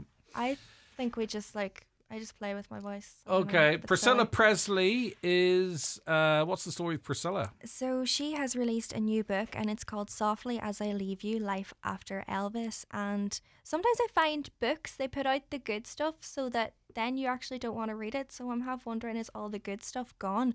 But funny enough, she was actually in a relationship with Robert Kardashian for around a year. There you go. So she divorced Elvis in 1973, and she was with Robert from 75 to 76. Before he met Kris Jenner, started his whole family. Yeah. They were actually quite in love, but she couldn't commit to him because he was such a workaholic. Yeah. And then she actually got a phone call from Elvis while they were together, and she was really scared because she was like, Elvis always had a shotgun with him. Right. So she's like, if he found out, he'd probably lose Would he though? his marbles. And she actually... Is that in the book? Yeah. Okay. She rang him to say goodbye in 2003 from his deathbed. So they were obviously quite close. Okay, that's Kardashian. Obviously, Yeah, Elvis had died Kardashian. long before that. All right. Mhm. It's an interesting book actually because Elvis fans might not necessarily, I don't know what's in the book, right? But Mhm. Elvis fans are very loyal to his memory, and it'll be interesting to see. There was even a bit of pushback in relation to the film a few years ago. Leonardo DiCaprio. This is another one that he could have been called something else. We had a names kind of a conversation last We're week. on the names buzz again. So apparently his agent, whenever he was around 12 or 13, said that Leonardo DiCaprio was too ethnic and he was never going to get hired. As we know, he went on to win an Oscar. But the name they wanted him to go with, again, middle name, Yeah. Lenny Williams. Wow, Lenny Yeah. Williams. I can't see Doesn't that have a working. ring to it No, at all. No. But I was, and I mean, obviously I don't mix in the same circles as Leonardo, but like I was Gregory Hughes, Mhm. right? I am Gregory Hughes, that's my name. But it was actually Tommy Marin, who comes on this show now and again, plugging stuff. It was he that suggested that it sounded a little bit of mouthful. He said, even when you say it's a mouthful, so you should call yourself Greg. Yeah, Greg Hughes really just rolls Yeah, off the tongue. but it was It's Gregory like Hughes. one names. Yeah, but anyway, Yeah, people still call me Gregory a lot in my family, and some texters do, and sometimes I wonder, is that family? I don't know, but I don't mind anyway. Not comparing myself to Leonardo DiCaprio. My girlfriend's not as young as his. Chicken goujons. So I don't know how you get from one thing to other, but go on. again, this is TikTok and I'm a foodie. So, like you want to make homemade chicken goujons because they're better for Yeah. you, but it's a lot of effort. You have to do your breadcrumbs, egg wash, flour, Mhm. spices. Can I just say, by not the bothered. way, if you're dipping stuff, use one hand that's wet, one hand that's dry. Mhm. I see people grab a piece of chicken in the egg white, then flour, back egg white, and their hand is just seized. Rotten. Have a dry hand, folks. Have a wet hand. So this takes half the work out for you. So I don't actually know how it would go. Your pan of oil to deep fry your chicken, great. Just add your flour right in, and the Mhm. flour will coat the chicken into a breadcrumb. Right. Okay. So I'm watching the video here. They've tipped the flour straight into the Straight hot in. fat. Yes. And he's stirring the flour into the fat and then just dropping the chicken in. Yeah. And it just Okay. does all the work for you. It'll flour itself and fry itself all in the same pot. See, they're God bless from America. They're from South If it comes Carolina, out and their right, diet is you got me just sold. so different, and the stuff that Yeah, they but come up with. there's a lot of but we're edits gonna in this. see. 1 second But there. I won't Right, so believe folks, it. so we're watching this lady. She's just dropping chicken into flour mixed in cooking fat. Can I fast forward this? Why are the videos so long? That looks disgusting. It does get more golden, but I No, didn't I really- would not eat that. No, sorry. That's absolutely mank. Right, okay, I'll try it. We'll try it. We'll go home and we'll both try I it separately. really want to talk about Bonnie Blue, but look, she's down here. What's the story? She's allegedly in Kerry as part of her Warn your bang sons. bus to Okay, her. right, okay. So, I'll let people Google that. yeah, they can find out for uh, themselves. Lock up your fellas is all I would say. Right, TikTok foodie account. I saw this as well. Actually, I do see a lot of this stuff. Yeah, see, it's the For You page. Yeah, The For You okay. page is very good. Mm. So the Is It Worth It account, they haven't come to Donegal much, but they were in the Friars Rest recently, Yeah. and they did a wee review of the fish and chips. Right, let's just hear a bit of it 'cause it's quite long. Enjoy your night, right? They look like Shaquille O'Neal's fingers. We're in Leitrim with Henry. Henry is from Letterkenny. Yes. And you're going to tell us where we're going up Well, there. you want a fish and chip? Cameraman Rory? It's the Friar. This is the Friars Rest. I'm freaked out, Jimmy. Mental. Henry. All right, so they then take to the road to the northwest and they set up a table outside, and that's their thing. It's a big thing on social media. If you're in at the start of it, you can be really quite popular on it. But go ahead. They're actually saying as well, like, guys, get your recommendations in because we will come back to Donegal. So I think we all get behind the Donegal foodies. The fish and chip looks lovely there, actually. It is lovely. Okay. Right. There. That's Friar's Rest. And they got a good review, I take it. 8.3 out of 10, so Wow, that's very okay. solid. Yeah. And you have to leave some upward room. You can't be perfect. No. Right, okay, so check out the TikTok foodie account. White House, gotta catch them all. What's this about? Have you seen this video? So sometimes I do kind of wonder what the White House marketing team are doing, but Yeah. basically for deportations, they have decided to use the Pokemon theme song. Yeah, let's watch Gotta a catch little 'em bit of all. this because there's no apology for this. This is their marketing strategy. So we're looking at a video of ice going up to houses mixed with Pokemon, Department of Homeland Security, and it's just throwing people into trucks, winding them up. I mean, it's completely unapologetic, isn't it?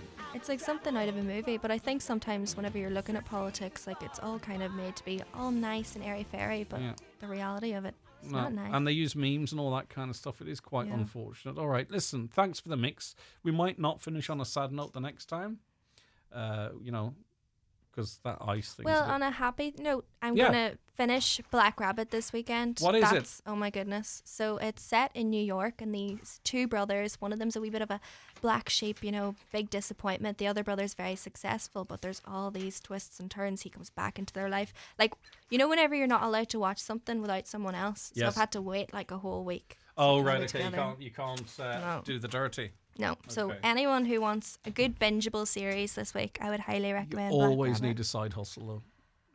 Yeah. Another show that you can watch on your own. Brilliant stuff. Thanks very much, Shannon. Really appreciate it. That's Shannon's review of what's trending, what's happening on social media. Check out as you see fit. Okay, listen, thank you so much for listening to us all week, watching us if you chose to watch us. It's great to have you on board, and we'll be back to do it all again on Monday